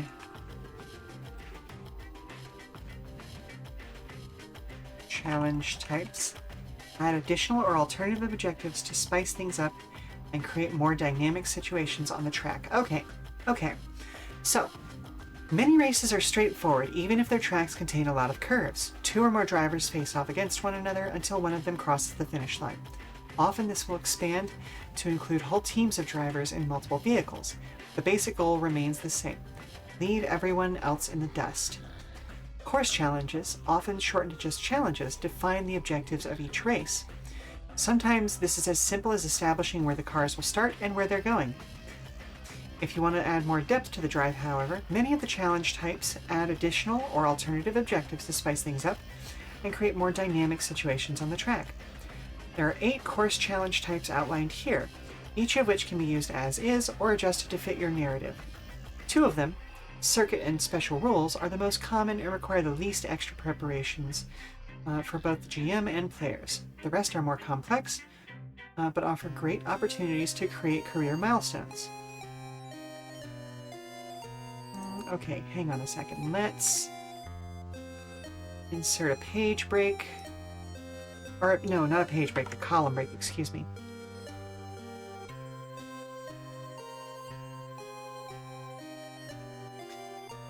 So that we don't just have 3 random lines hanging out over here. Ooh, or would it be better? Hang on, let's... Oop, that's not what I wanted.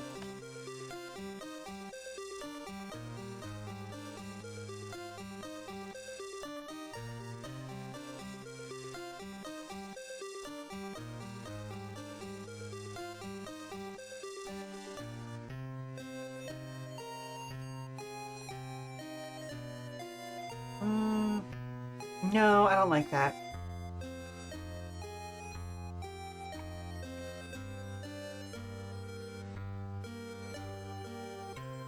I'm gonna go back to creating a column break there.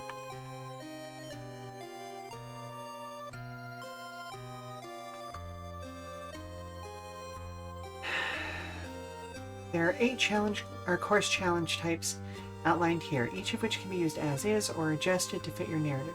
The first 2, circuit and special rules, are the most common and require the least extra preparation for both the GM and players.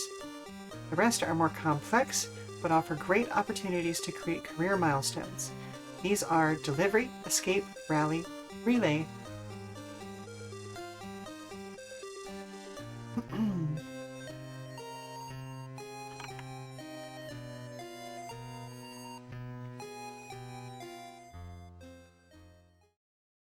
These special challenges are delivery, escape, rally, relay, reliability gauntlet, and time trial. Most of these challenges can be done on any normal racetrack, but keep in mind when building the track that it should be able to present the type of objectives that are needed for the challenge. That might mean adding additional turns, obstacles such as downed trees or washed out areas covered in mud, or even complicated alternate routes. To assist you in creating or customizing tracks for course challenges, the description of each challenge includes information on how to build or modify a track to get the most out of that challenge's unique objectives. So then we've got our key terms, and then can I do special challenges?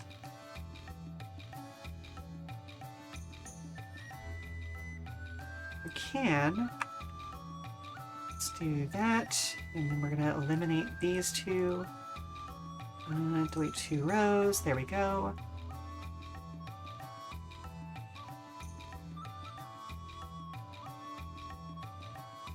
Ooh, okay, so I can actually bump this up to heading 3 instead of being heading 4.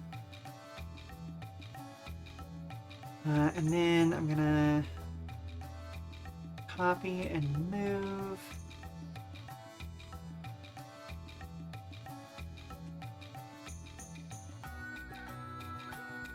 this up to here. Get rid of it there. And we're going to move circuit up to there as well.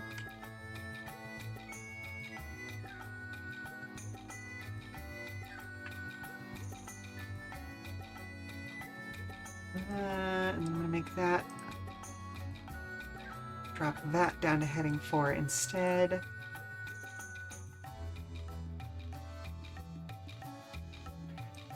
That heading 3.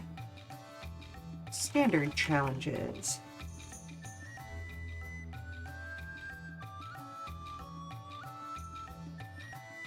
Words here.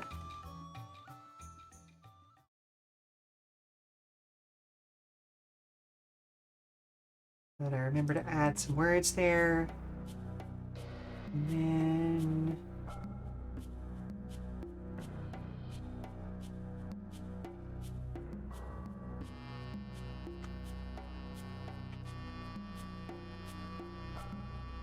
words here.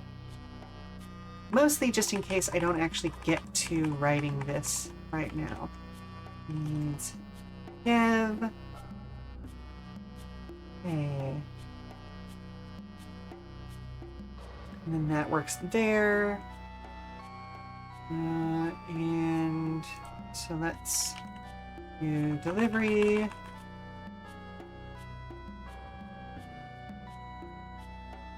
Escape.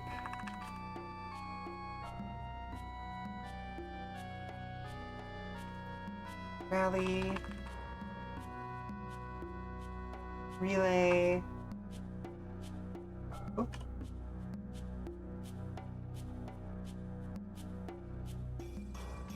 Reliability. Gauntlet.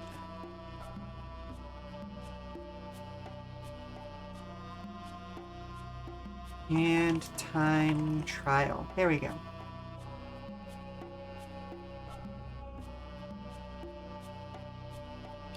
So let's go ahead and reorganize these just to get it out of the way.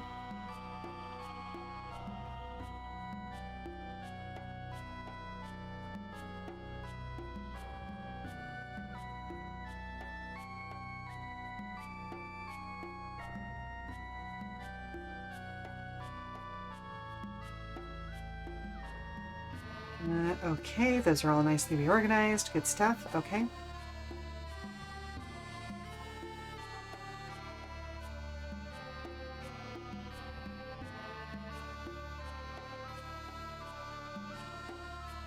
Okay, so, on the one hand, my normal instinct with these is to, excuse you, to put them in alphabetical order, but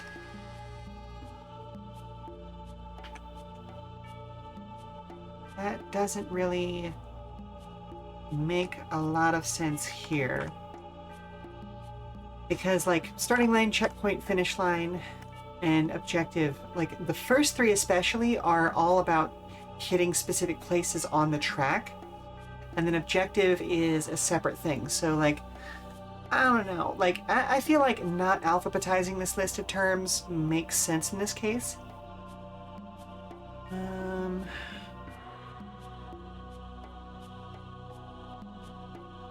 Words.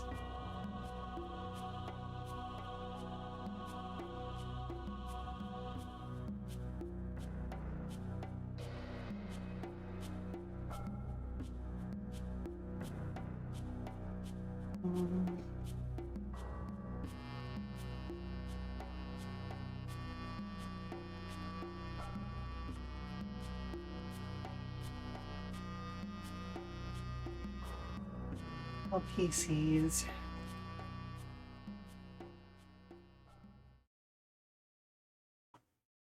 All PCs and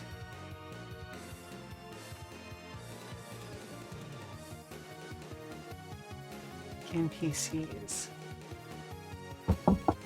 Oh, hello? Someone's flirting with Dad again.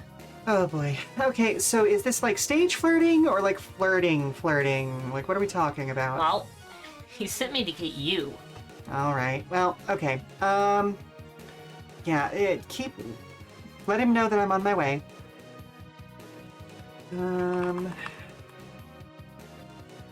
All right. Starting line. The starting point on the track for all PCs and NPCs, unless otherwise noted. That feels like I'm basically using the same words as Allied Deployment Zone, from Lancer, but this feels mechanically correct. So I think I'm fine leaving it that way. But in any case, I'm gonna go save my husband from whoever's trying to bark up his tree, as it were, and I'll be back in about, hopefully, 5 minutes. It shouldn't be any longer than that. Usually it's just, I need to make an appearance and go, hey, mine. Or just kind of remind people, you know what I mean? Like, he's a musician. People get drunk, people get a little bit obsessed, and maybe just take some flirting a little bit too far. Because, I mean, you flirt with the people on stage. It's going to happen. Like, that's just how that works, you know? But yeah, I'll be back soon. I'm going to run a commercial while I'm away. So stand up, stretch, walk around, refresh your drinks, all that good stuff. We'll be back in 5 minutes, all right? And then we'll keep trying to define key terms, as it were. All right, who is it this time? Because I swear to good, like, I don't even worship any of the gods, and I'll swear to the gods. If it's Sally again, I'm going to blame her.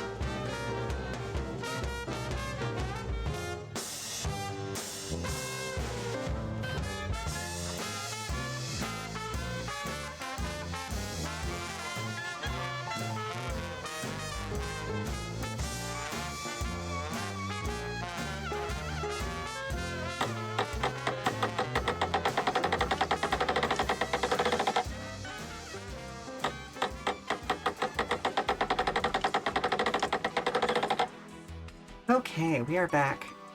So let's continue defining some key terms, shall we? Okay, so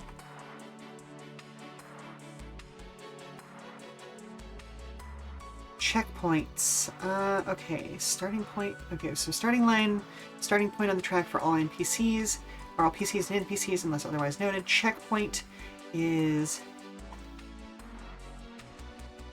a specific location or locations along a track that triggers special events. So, in particular, for the relay one, checkpoint is going to be important, as well as like time trials. And escapes.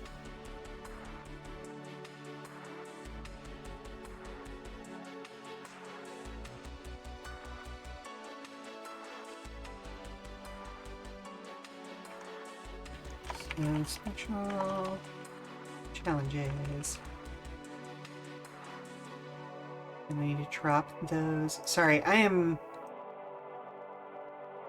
not ADHD, but I am a bit scatterbrained. I have other stuff going on in my noggin that is equally a thing. Capital A, capital T. And once I have noticed a problem, now I must take care of it. There we go. Okay. Problem solved. Okay, so does that definition make sense to anybody out there reading that right now? That a checkpoint is a specific location or locations along a track that can trigger. You know, let's go with can trigger.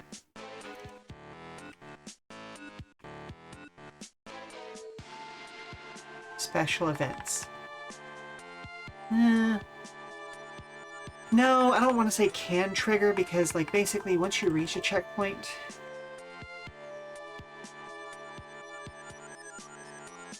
you should automatically trigger a special event. Like, whatever that event is in that case. So, like, at a relay, you have to, like, for instance, yeah, relay is the first one there. Like, you've reached a point, you've reached the checkpoint, your car is done, your section is done. Now your fellow player picks up for the next section. That's how that relay works. For, like, rally races, it's, you know, the next point that you've reached, no matter what path you took to get there, kind of a thing. For time trials, it's okay, we keep track of how many turns it took you to get to each thing and average that out.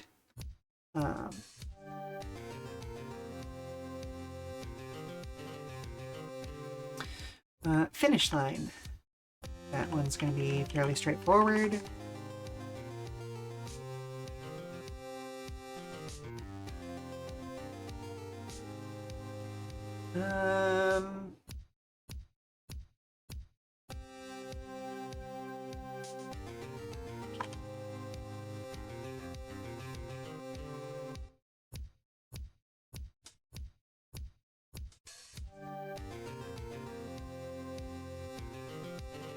Location on the track. All PCs and NPCs need to reach in order to complete the race.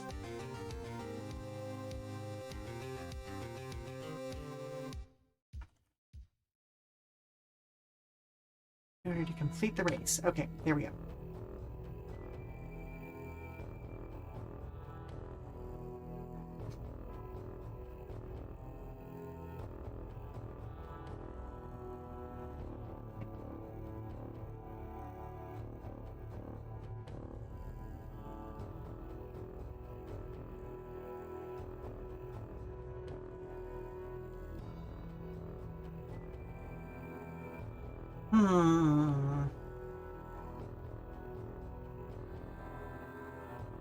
Okay, how did Lancer define objectives?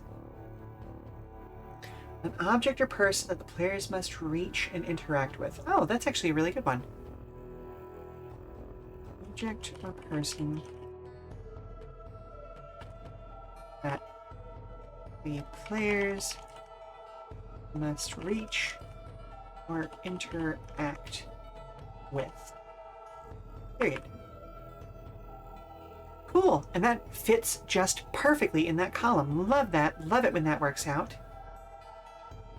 So, standard challenges.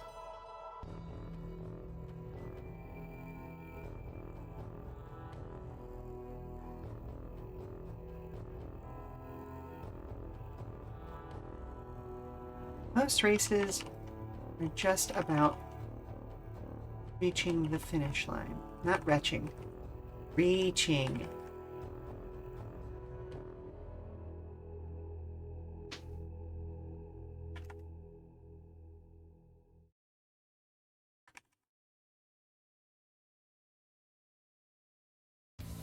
And there's plenty of excitement to go around.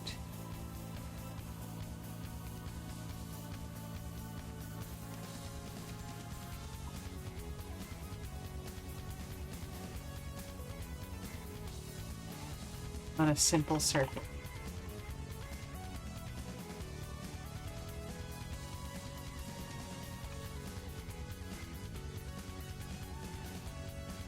Sometimes a challenger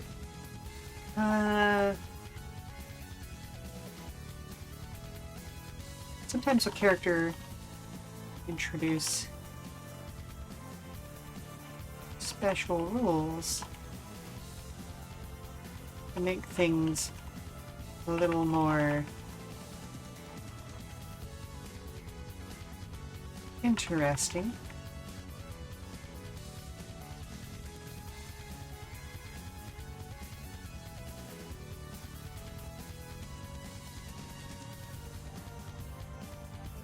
These don't require extra setup on the track.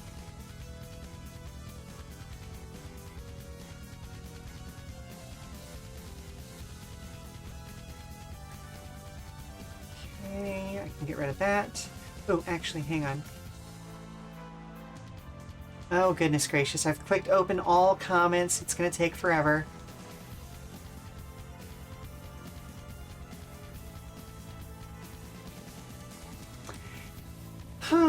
In the meantime, we are currently listening to the track Flighty Spirits from Baten Kaidos, Eternal Wings and the Lost Ocean. Again, this is a fantastic game. You should definitely check it out. It got a, not a full remaster, but a revamp, an HD upgrade last year before, somewhere around there. Oh boy, I may have crashed. Okay, hang on. Yep, nope, I'm just gonna go ahead and close that. And then we are gonna open up our main document, let it load up. Here's our first 5 cars worth of art behind our logo there.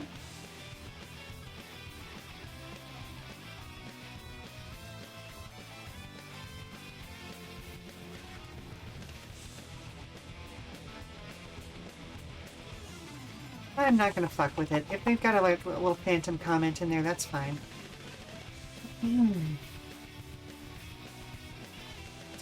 Okay, so circuit.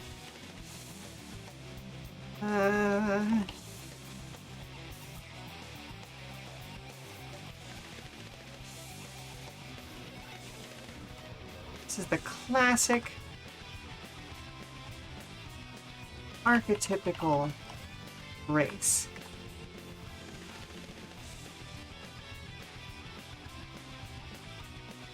All drivers heading from the starting line to the finish line.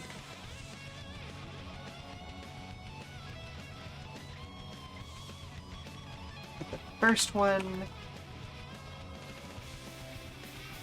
All drivers begin at the starting line.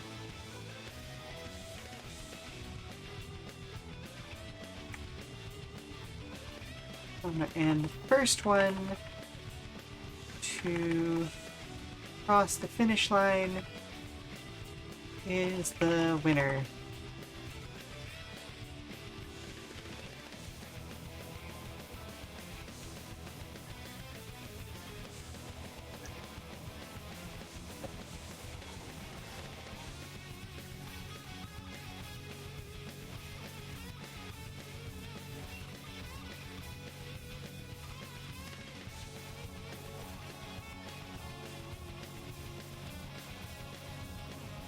Would this technically be, I want to say it's an open circuit. Open circuit racing. Let me double check that. High speeds on closed public highways, most commonly in sparsely population.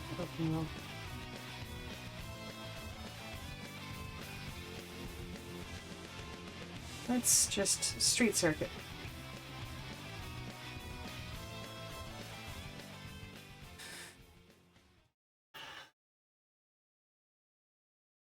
What runways, motorways? Okay, so just calling it a circuit is completely fine because. Okay, yeah, that's fine. Great.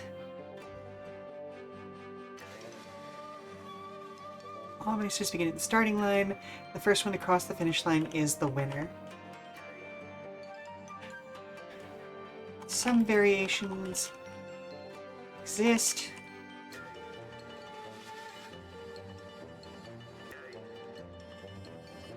Actually, I don't really think I need to...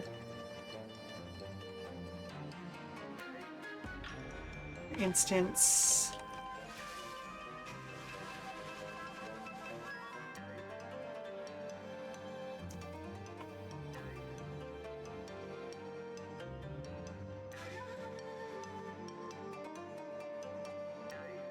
some tracks loop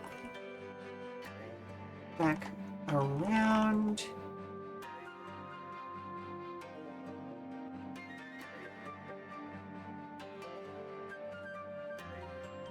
For multiple laps, while others start at point A and end at point B.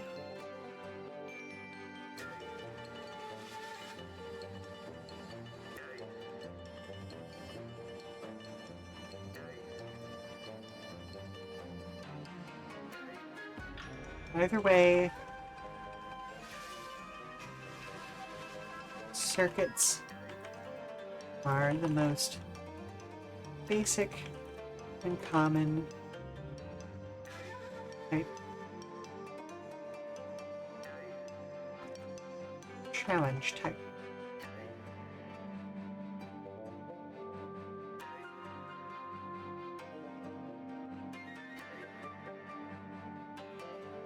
Special rules.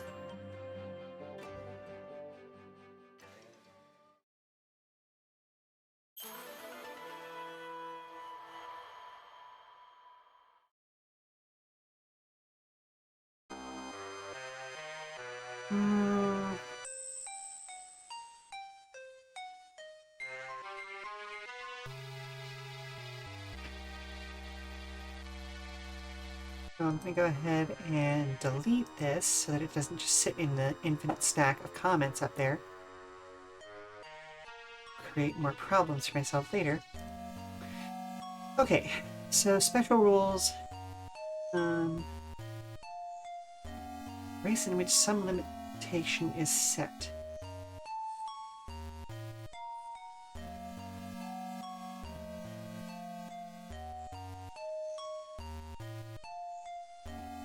Like no braking or tape your hand to the wheel. That applies some additional challenge. That makes...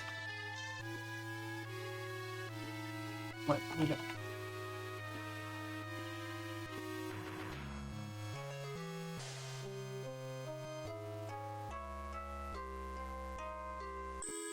let's do it this way. A special rules challenge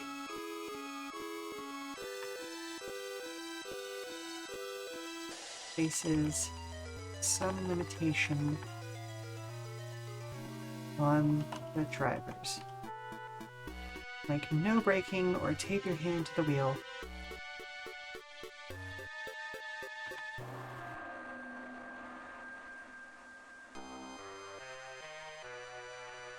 Making what would otherwise be a standard circuit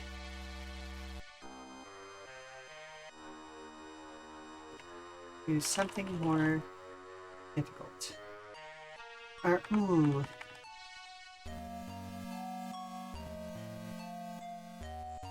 Giving what would otherwise be a standard circuit some added difficulty.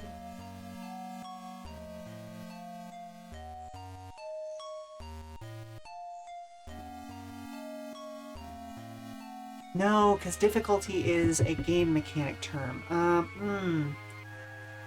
Complications.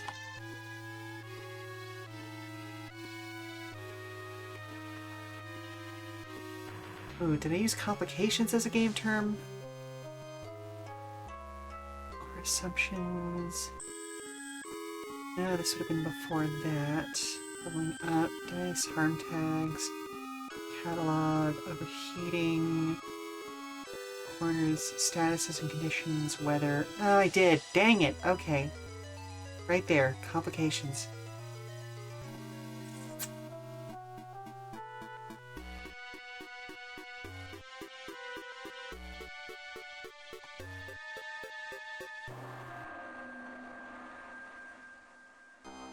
Special rules challenge places some limitation on the drivers.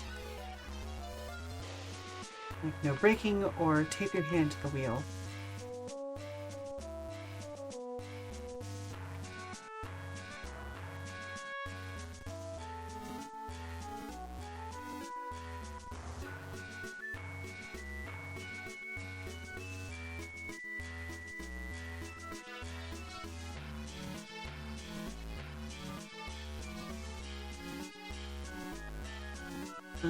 This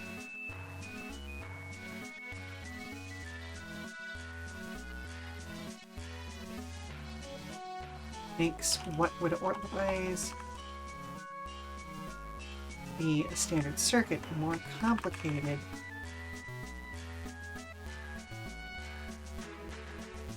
So that way we avoid using another game term while still using the same word functionally. So this makes what would otherwise be a standard circuit more complicated by either restricting what actions the players can use, or adding new ones that they must use at some point in the race. There we go. Okay, that feels pretty solid to me, I think.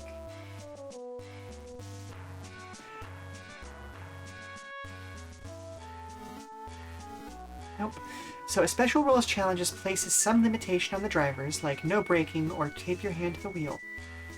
This makes what would otherwise be a standard circuit more complicated by either restricting what actions the players can use,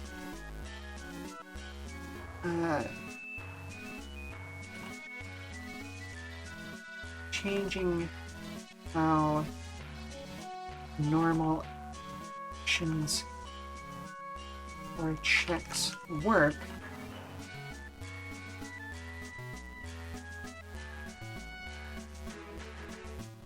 or even adding new actions or checks, new actions that they must use at some point during the race. So the reason why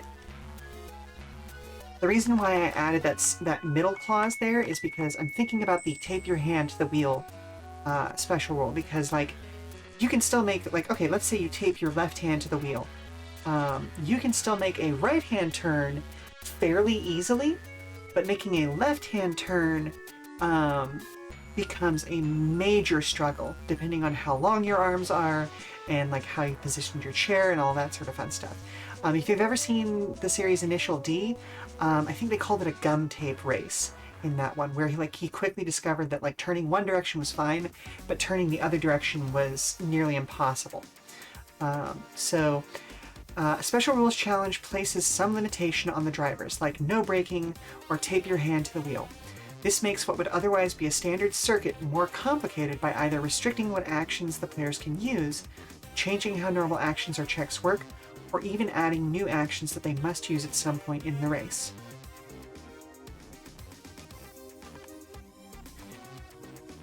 Importantly,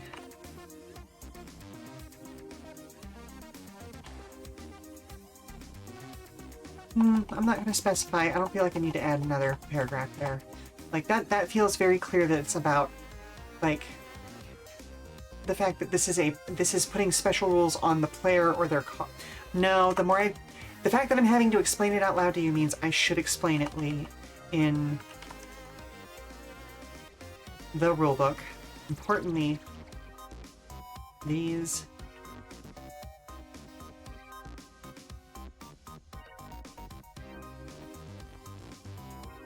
restrictions should affect the player characters or their cars, but not the track itself.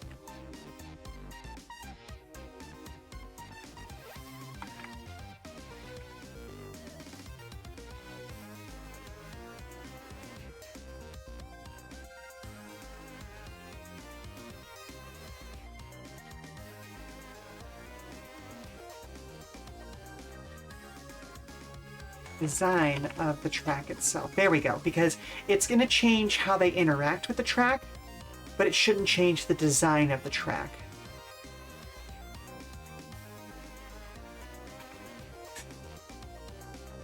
How the player characters or their cars interact with the track, but not the design of the track itself. There we go. Okay, cool. A Special Rules Challenge places some limitation on the drivers, like no braking or tape your hand to the wheel. This makes what would otherwise be a standard circuit more complicated by either restricting what actions the players can use, changing how normal actions or checks work, or even adding new actions that they must use at some point in the race. Importantly,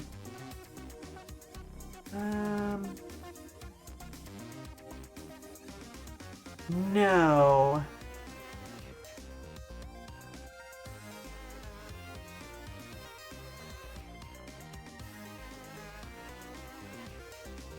Well, no, I can see that there. Importantly, these restrictions, yeah, specifically because we then included this, because like changing, like even adding a new action, that would be something like reaching a checkpoint and having to get out of your car and, you know, do the Macarena before you can continue on, that sort of a thing, you know. That would be a special rule in this case. Importantly, these restrictions should affect how the player characters or their cars interact with the track, but not the design of the track itself. For example, and I am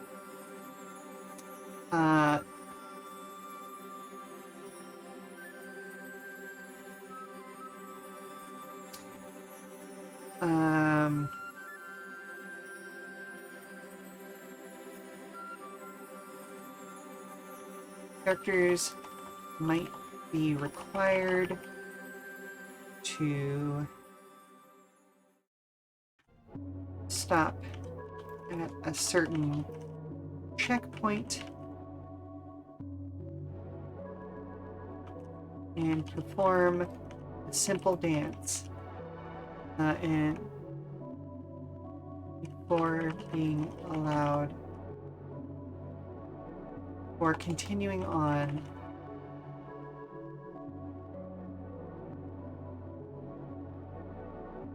or risk disqualification.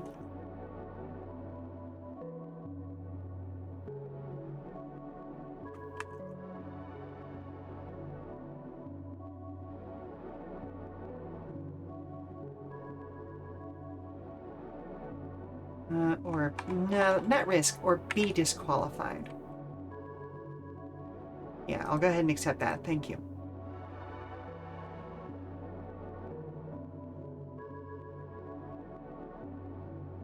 Specific place on track to be designated as a checkpoint,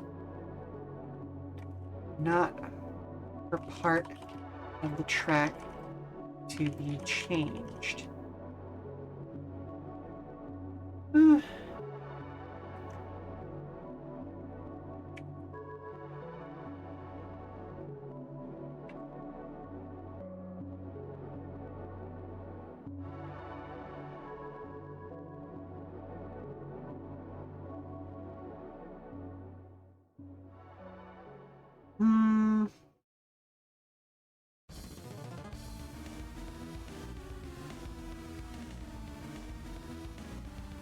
Simple dance before continuing on or be disqualified.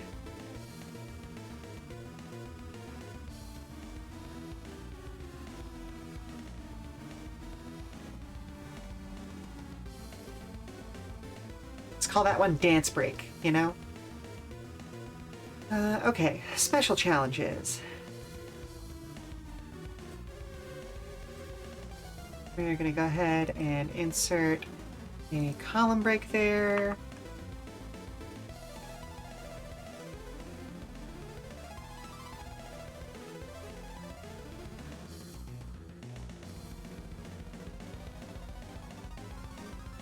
Oh wow, we've gotten like a page and a quarter over the last couple hours. Like, not super fast as far as like if we were doing fiction writing, but pretty good in terms of game writing, because like all of this feels pretty solid, and we've gone back and done some editing as we went.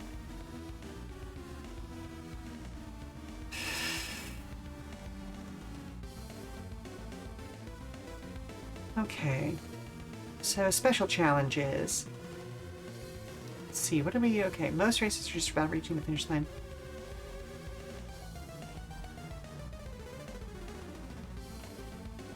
These challenges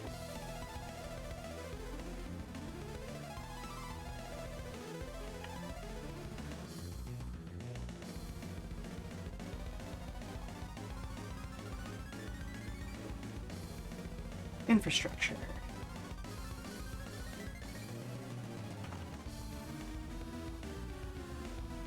Able to make use of existing tracks.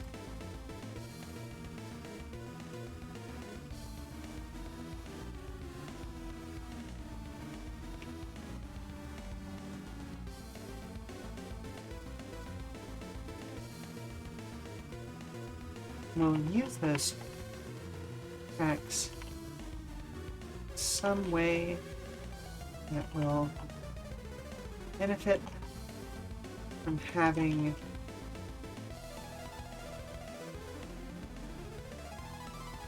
added to the track, at the very least.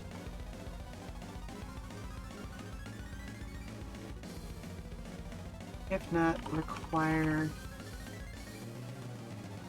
something new to deal with how complex the objectives of the challenge are.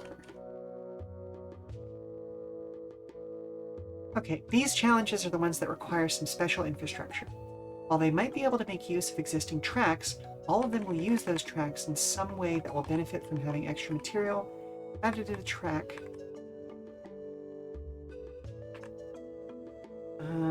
At the very least, if not require something new to deal with how... I think the first half of that paragraph is pretty good, but right around here is where I lose the plot a little bit. Benefit from having... So what I'm thinking about is like, oh, okay, we've got this downhill mountain track that's a fairly long track in, you know, in its entirety. And so like adding, like, okay, this is an existing track, right? But if we're going to do a relay here, then going into the map and adding on some special, like, okay, yeah, here's a siding that we've set up to be like, okay, yeah, your car enters the siding here and the next car starts, like, has their own separate starting line at that siding, kind of a thing, so that when you arrive at your part of your finish line on that siding, they can start from their starting line on that siding, kind of a thing. So how to describe that in this paragraph? All of them will use those tracks in some way that will benefit from having changes made to them to better communicate the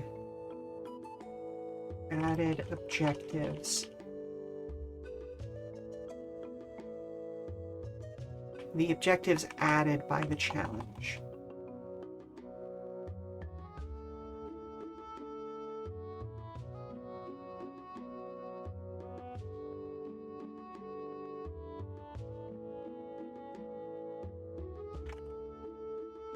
So,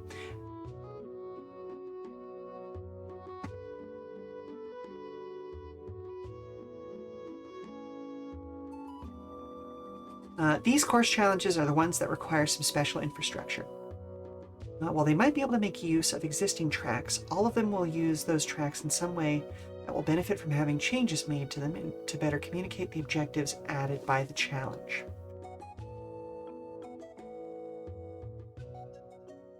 Some have such. Some, on the other hand, have such complex objectives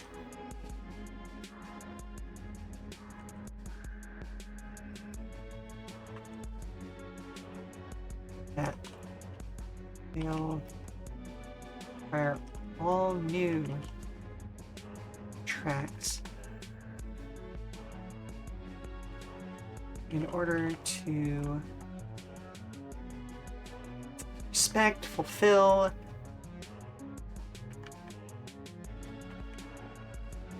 in order to deal with the complexity.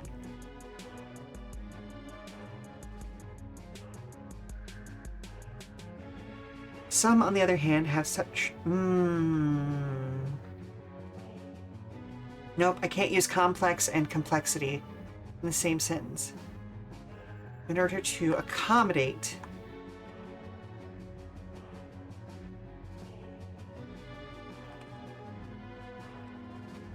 the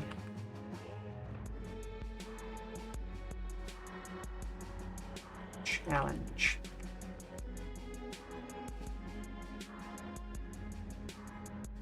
Some, on the other hand, have such complex objectives that they'll require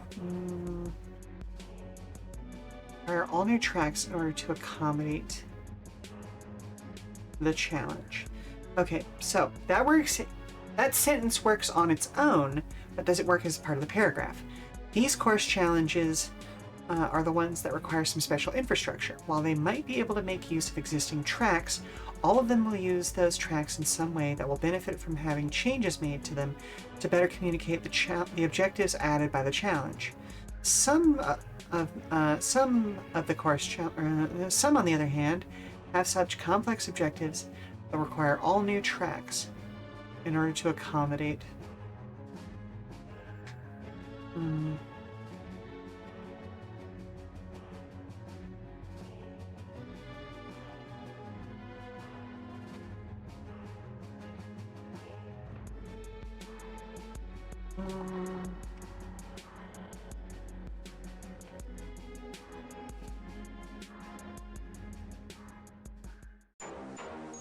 objectives that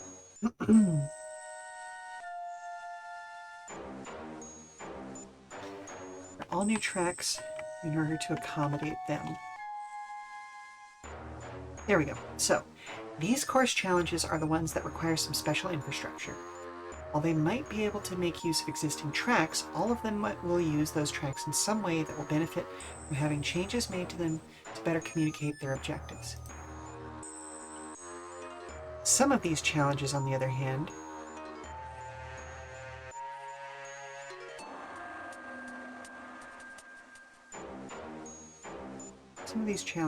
even have such complex objectives that they'll require new tracks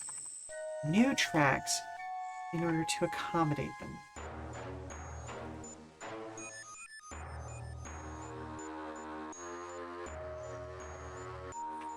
Some of these challenges add so much complexity.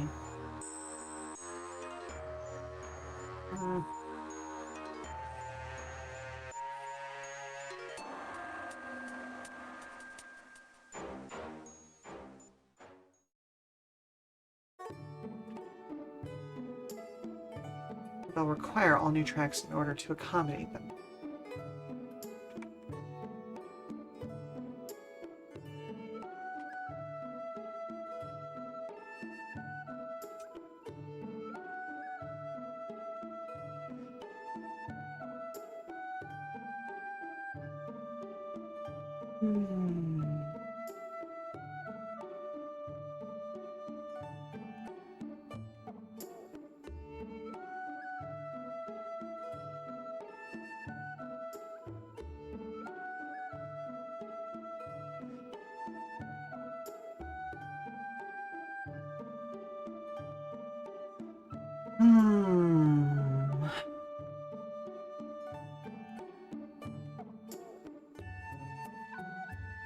They may be able to make use of existing tracks.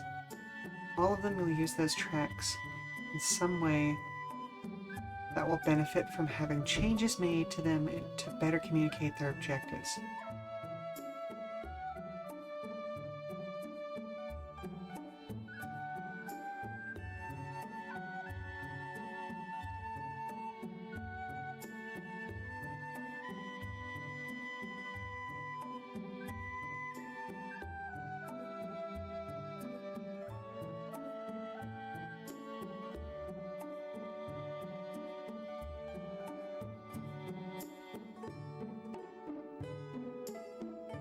Often a better idea. Oh, hello? Hey, Mom, look at this cool animal I found. That's an adorable little, what is it, Can I sweetie? keep it? No. We gotta take that back outside. Listen, hold on to it for now. Give me a second to wrap up what I'm doing, and I'll walk you back out, and you can tell me all about whatever that is, while we take it back out. All right? Okay? All right, I'm going to try and take one last crack at this sentence, and then I'm going to step away, have a breather, run a commercial, all that good stuff. Often it's a better idea to create a whole new track to accommodate these two M's and accommodate.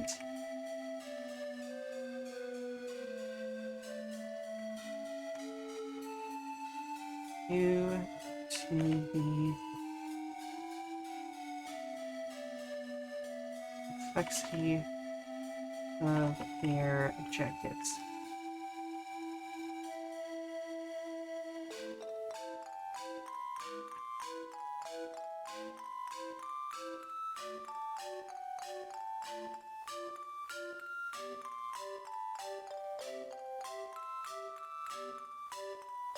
Okay.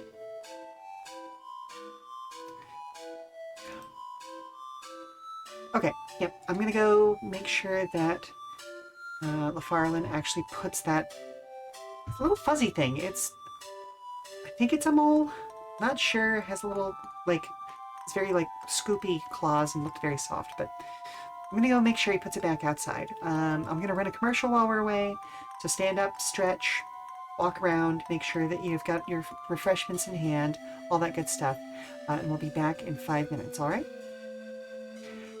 Okay, so that looks like a mole to me. Is it a mole?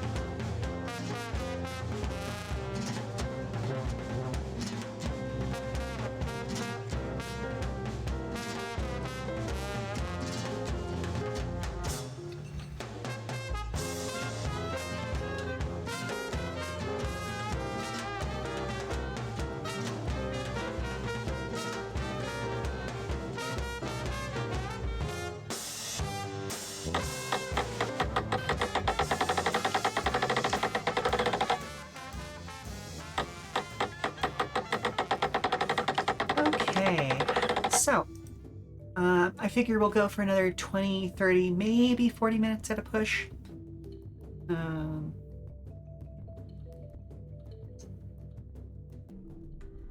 Okay. Actually, hang on. How does... Okay. Alrighty. So, let's do one more read over of the description for special challenges to see if it still works. These course challenges are the ones that require some special infrastructure. While they might be able to make use of existing tracks, all of them will use those tracks in some way that will benefit from having changes made to them to better communicate their objectives. Often it's a better idea to create a whole new track to accommodate these challenges due to the complexity of their objectives. Okay, yes. I like how that reads. Now we're going to delete that and then get rid of the words there. Here we go. I did just realize that I need to add information on circuits about the shape of those tracks. Which will mean I may need to adjust. Let's go ahead and remove that. Okay, so we talked about how special rules don't really affect the shape of the track, so should describe how circuits are made. Easiest way to make track for a circuit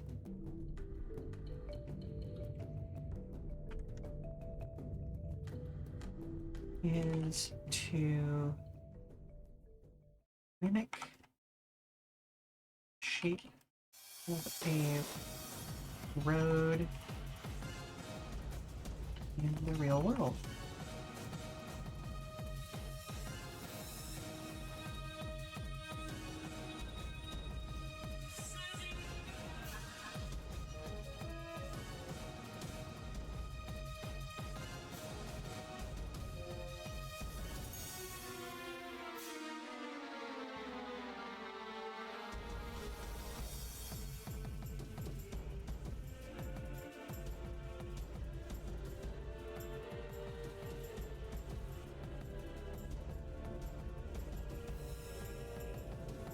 No, scale. Skaye, I guess. Scale will often differ.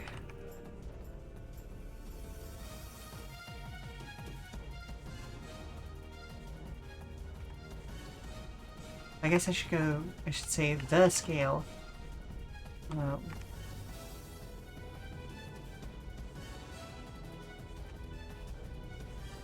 No, actually, you know what? Don't try to make it a 1-to-1 representation.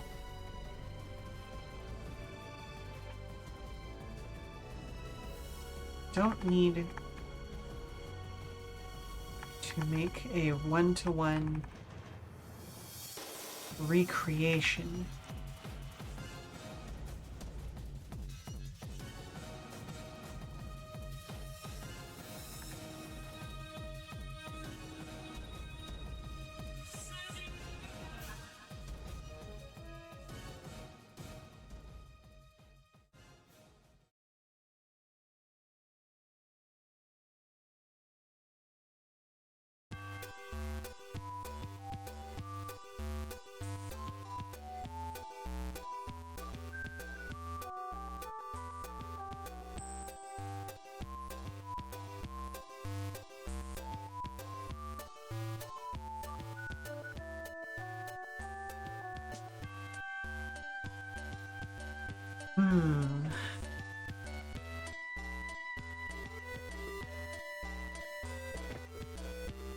Especially if it's a road players are...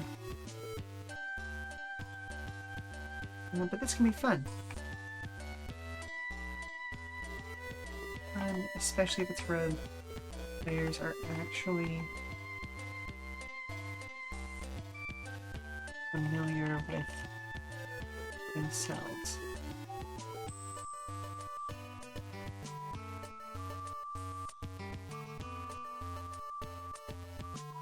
You instead decide to create a track from scratch. Think about or consider the type of terrain, road,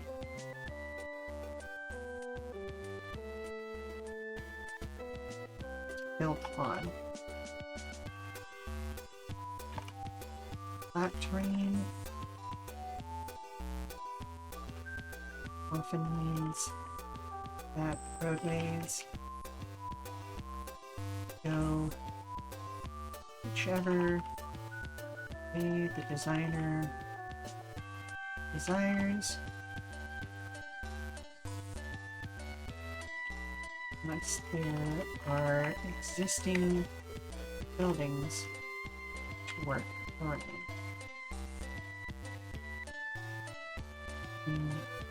Built on hilly, on mountainous terrain. On the other hand,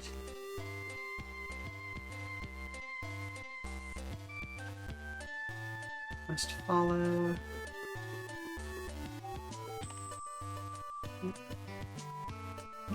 of the land.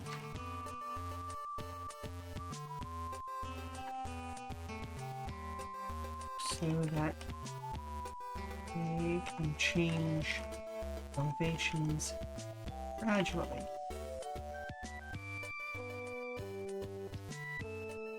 Typically, however, this means that there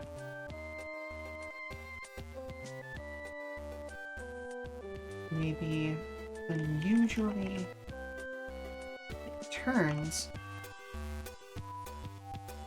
in order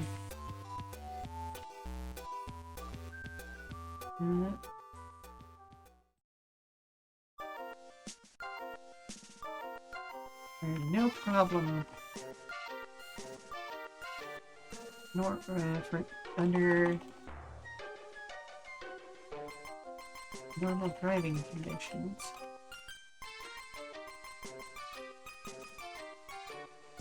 Will present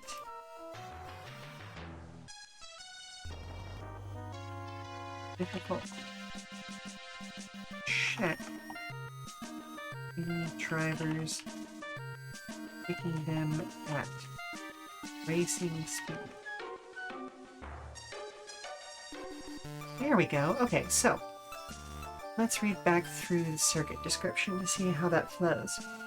This is the classic archetypical race.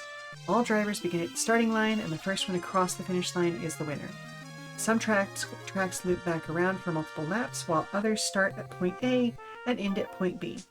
But either way, circuits are the most basic and common challenge type. The easiest way to make a track for a circuit is to mimic the shape of a road in the real world. You don't need to make it a one-to-one recreation, but this can be fun, especially if it's a road the players are actually familiar with in real life.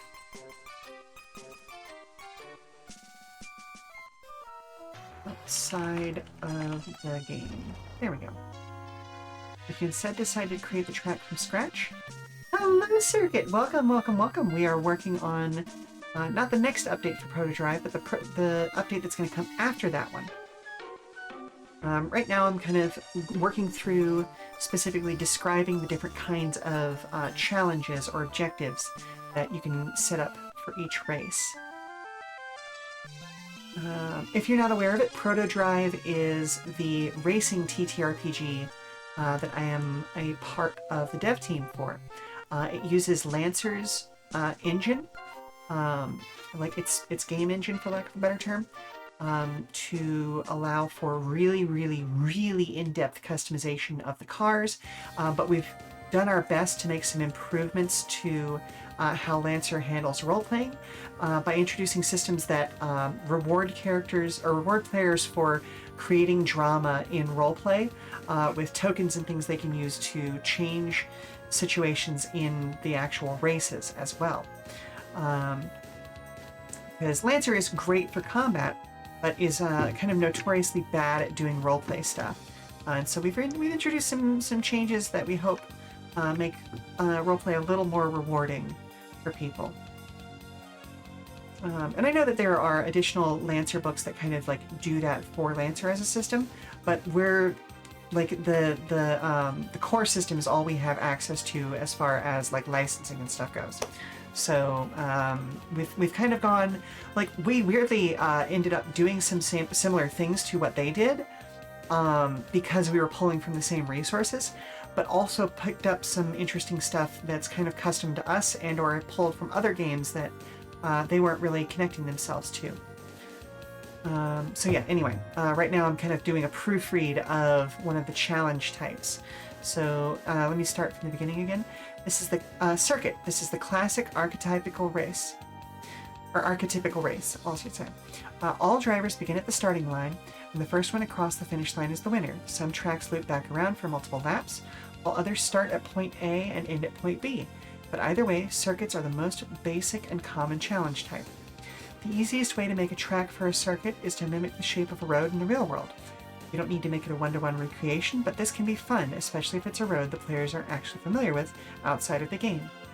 Does that mean you're using the massive third-party license? Indeed, we are using the massive third-party license.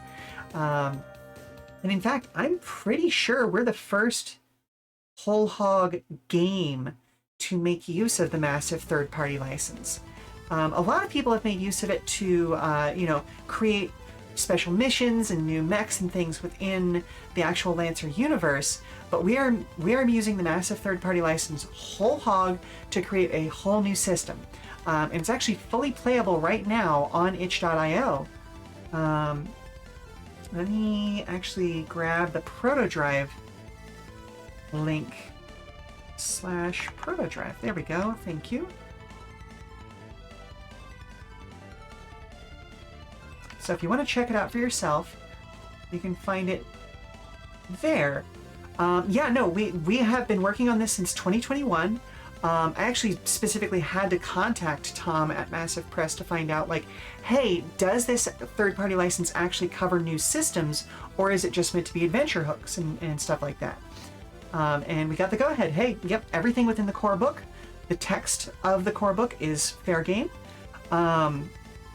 But that being said, while we're using some of the structural stuff, and especially the customization systems for the mechs in order to create our cars, we have taken some pretty major departures from the core book in a number of places, specifically because, like, a driving game a la Initial D or Fast and the Furious is very different vibes-wise and structurally from a mech combat game, and so, like, we've got different stats, different stuff like that, and different challenges instead of sit reps, because there's no combat in the game, at least not traditional combat, other than like maybe trying to run an opponent off the road or something like that. There's no shooting or anything like that.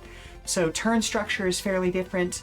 Like I said, we've made some improvements over how the core book handles RP and things like that in order to kind of better integrate the roleplay aspect and the driving aspect of the game. And fun fact, we're also part of the Queer Games Bundle, which that initiative is going until, I believe, September 10th, where you can get something like a wild number of products for either a pay what you can, I want to say it's around $10 is the suggested price, or the full price of $60, and support specifically queer creators. And everybody on the dev team for this is, in fact, queer in some way, shape, or form. I'm not going to air anybody's laundry more than that, but we're all a bunch of queers making great games and great art, and so yeah, please support us and get the info out, all that good stuff. So yeah. It's one of those things where I am very bad at advertising.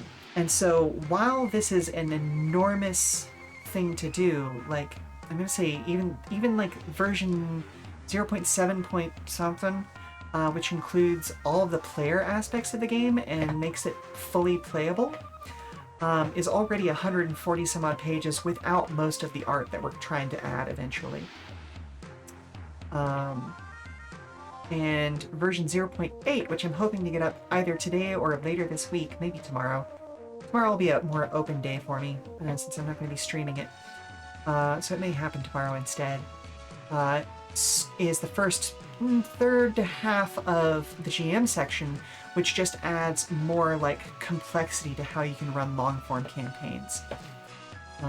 So yeah. That's kind of what we're working on right now.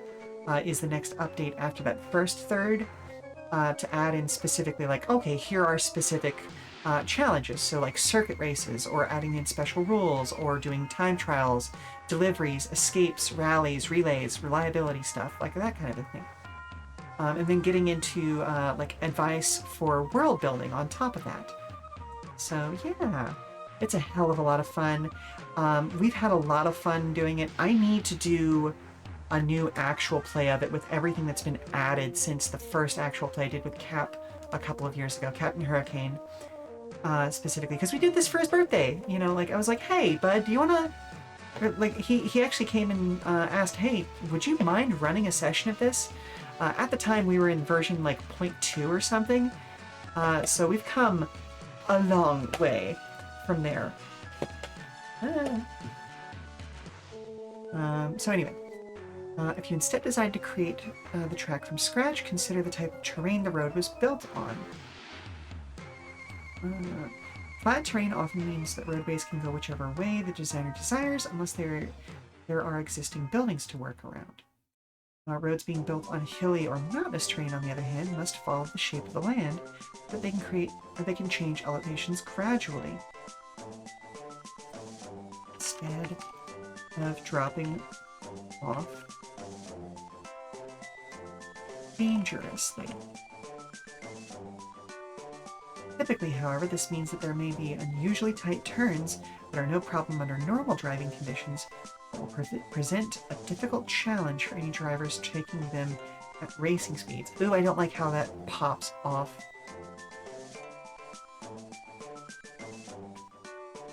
Okay, I'm gonna remove what I just added so that we don't end up dropping like half of a sentence off into the next page.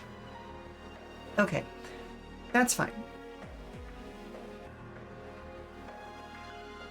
And then special rules. A special rules challenge places some limitation on the drivers, like no braking or take your hand to the wheel. This makes what would otherwise be a standard circuit more complicated by either restricting what actions the players can use, changing how normal actions or checks work, or even adding new actions that they must use at some point in the race. Importantly, these restrictions should affect how the player characters or their cars interact with the track, but not the design of the track itself. For example, characters might be required to stop at a checkpoint and perform a simple dance before continuing on or being disqualified. This means you can designate a specific... Ooh, what did we end up calling it?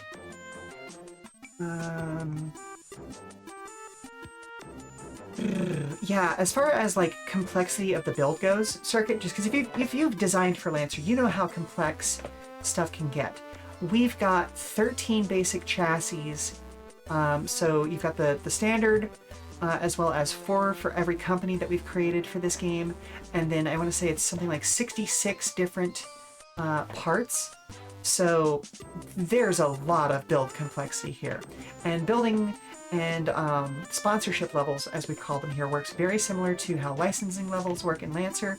So you can imagine how complex some of these builds can get. It was a hell of a lot of fun to develop all of those different cars and vans and trucks and things to give people different options on how they want to interact with the race. And we're really proud of how everything has turned out.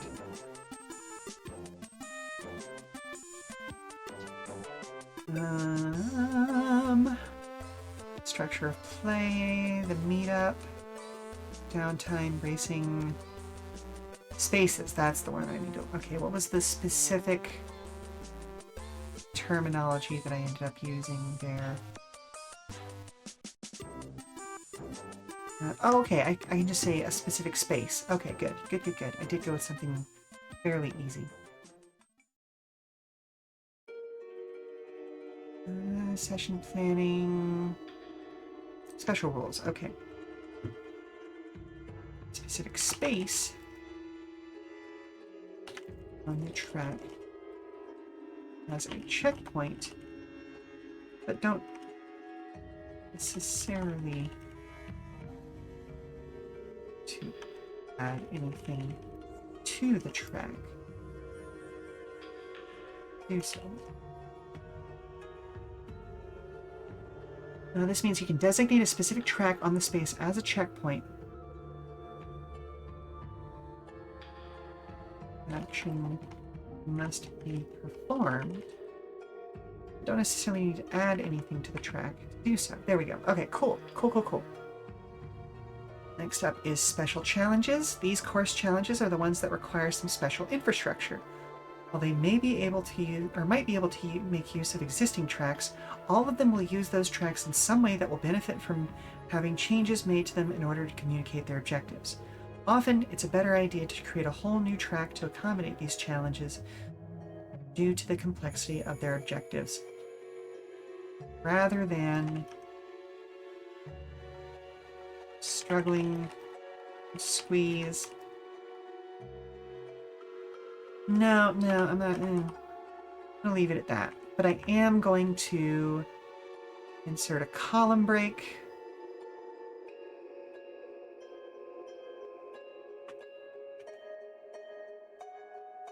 So that that chart, or that little table, doesn't get dropped in there. Each page makes it look pretty grounded in reality, but does the system support sci-fi racing like Speed Racer or Redline? It 100% does. So those first 5 cars are just the most standard cars. Let me give you an example here.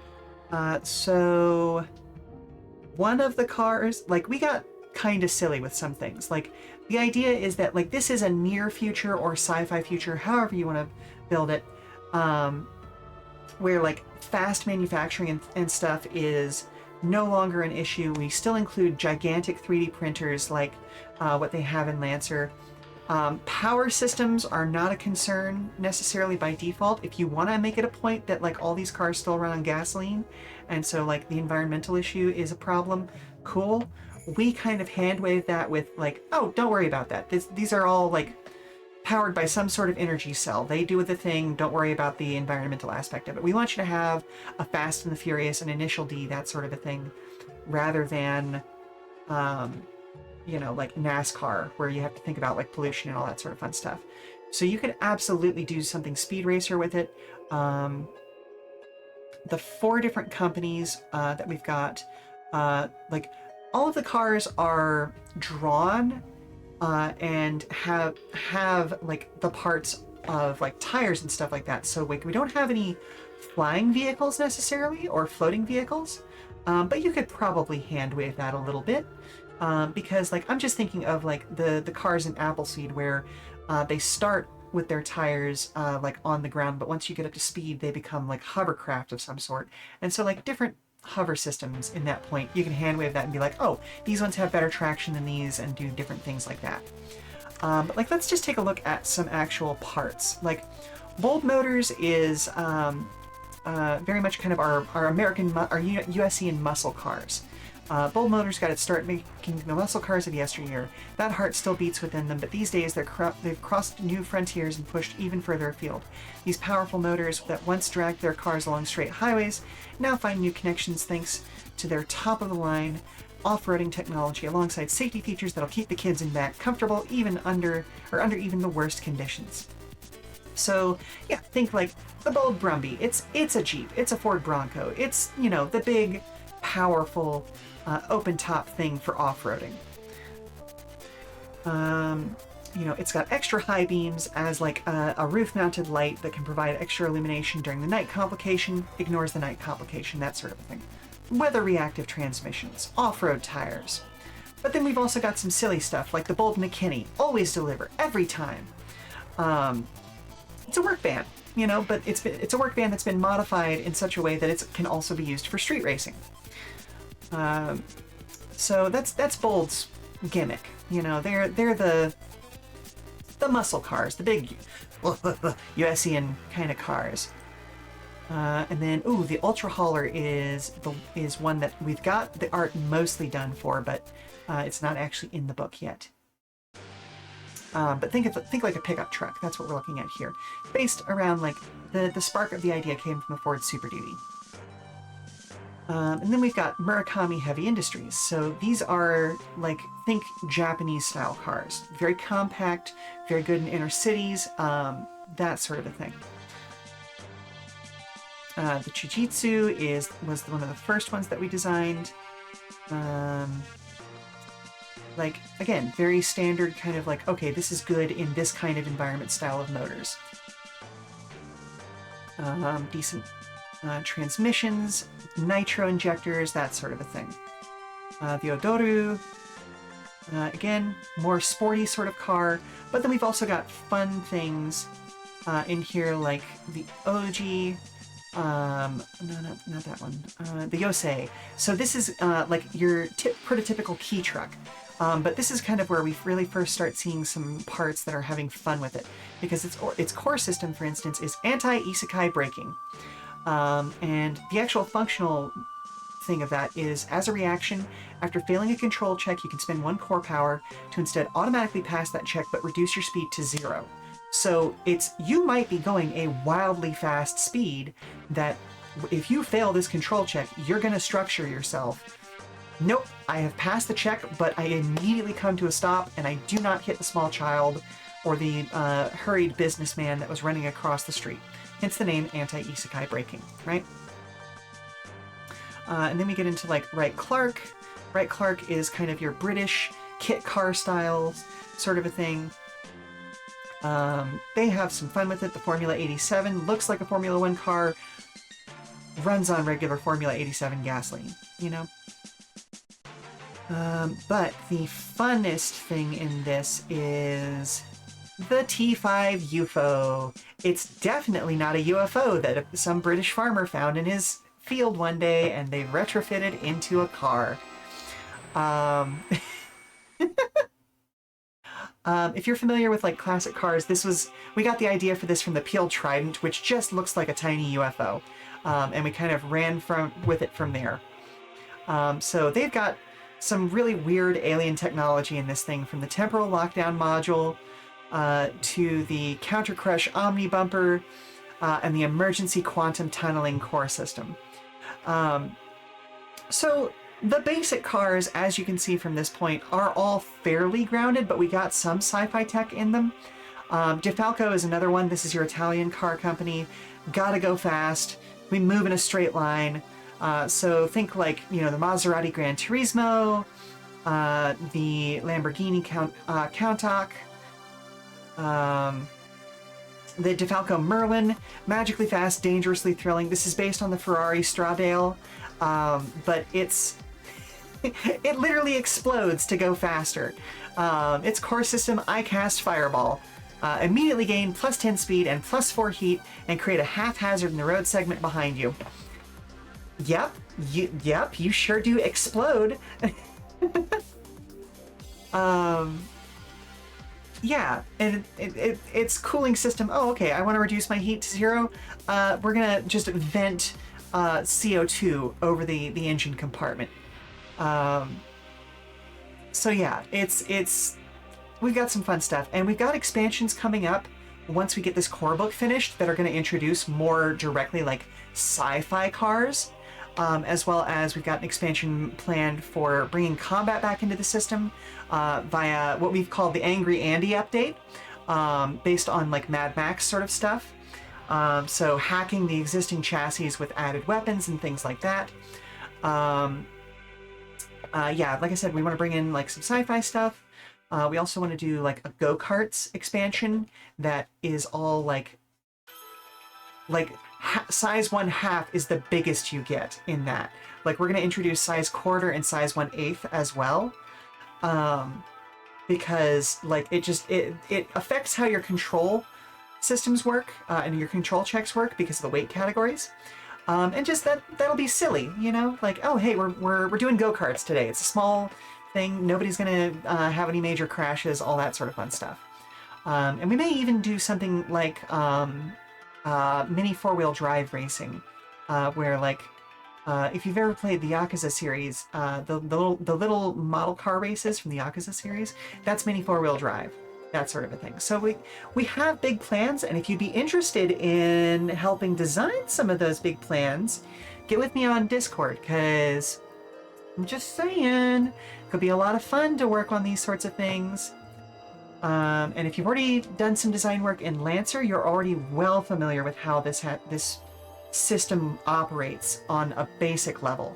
So, you know, I'm just saying, if you want to work with us, message me on Discord and we can figure something out. We can have some fun there. But in any case, let me continue working on where I was working. Where were we?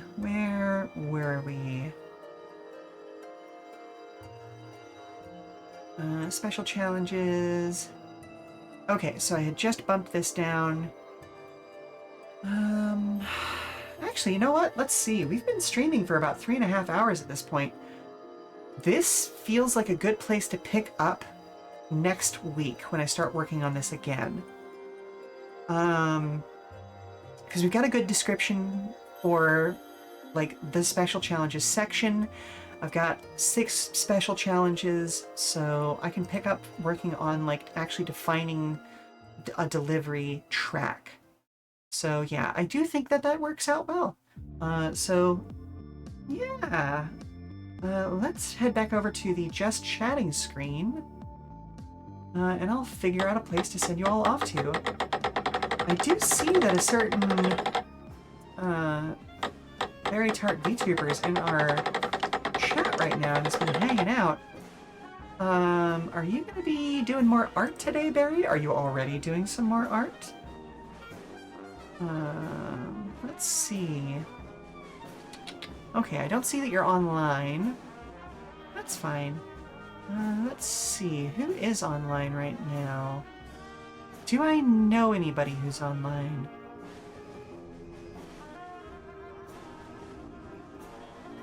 Not really. So let's see. Who's on and doing other similar things then? Let's check out Zozo Horror Show. How you doing? Oh yeah, Zozo's doing some art. Okay. Let's go bother her.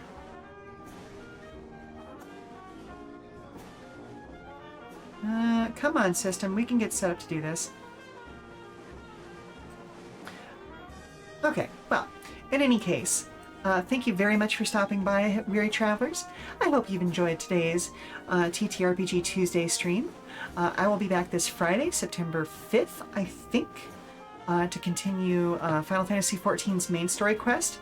There is an event that might get in the way, so I'll keep you updated about that over on our Blue Sky at Come and Go Tavern, where you can find announcements and daily check-ins from the Come and Go. If you want to join our Discord, you know, scroll up in the text chat, or bother me through Discord if we're already in a shared server, and we'll hook up that way. I have been your hostess, Sheela Ornthalis, and if you need to prop your feet up for a while longer, we've got some more entertainment coming up soon via a raid. We're going to go join Zozo Horror Show, who looks like she is painting some miniatures right now. So let me get that raid set up. There we go. And I will see you over there, or, talk to you next time. So, ta-ta for now. Bye. Bye-bye. Bye. Bye. Mwah. Bye. Bye-bye-bye.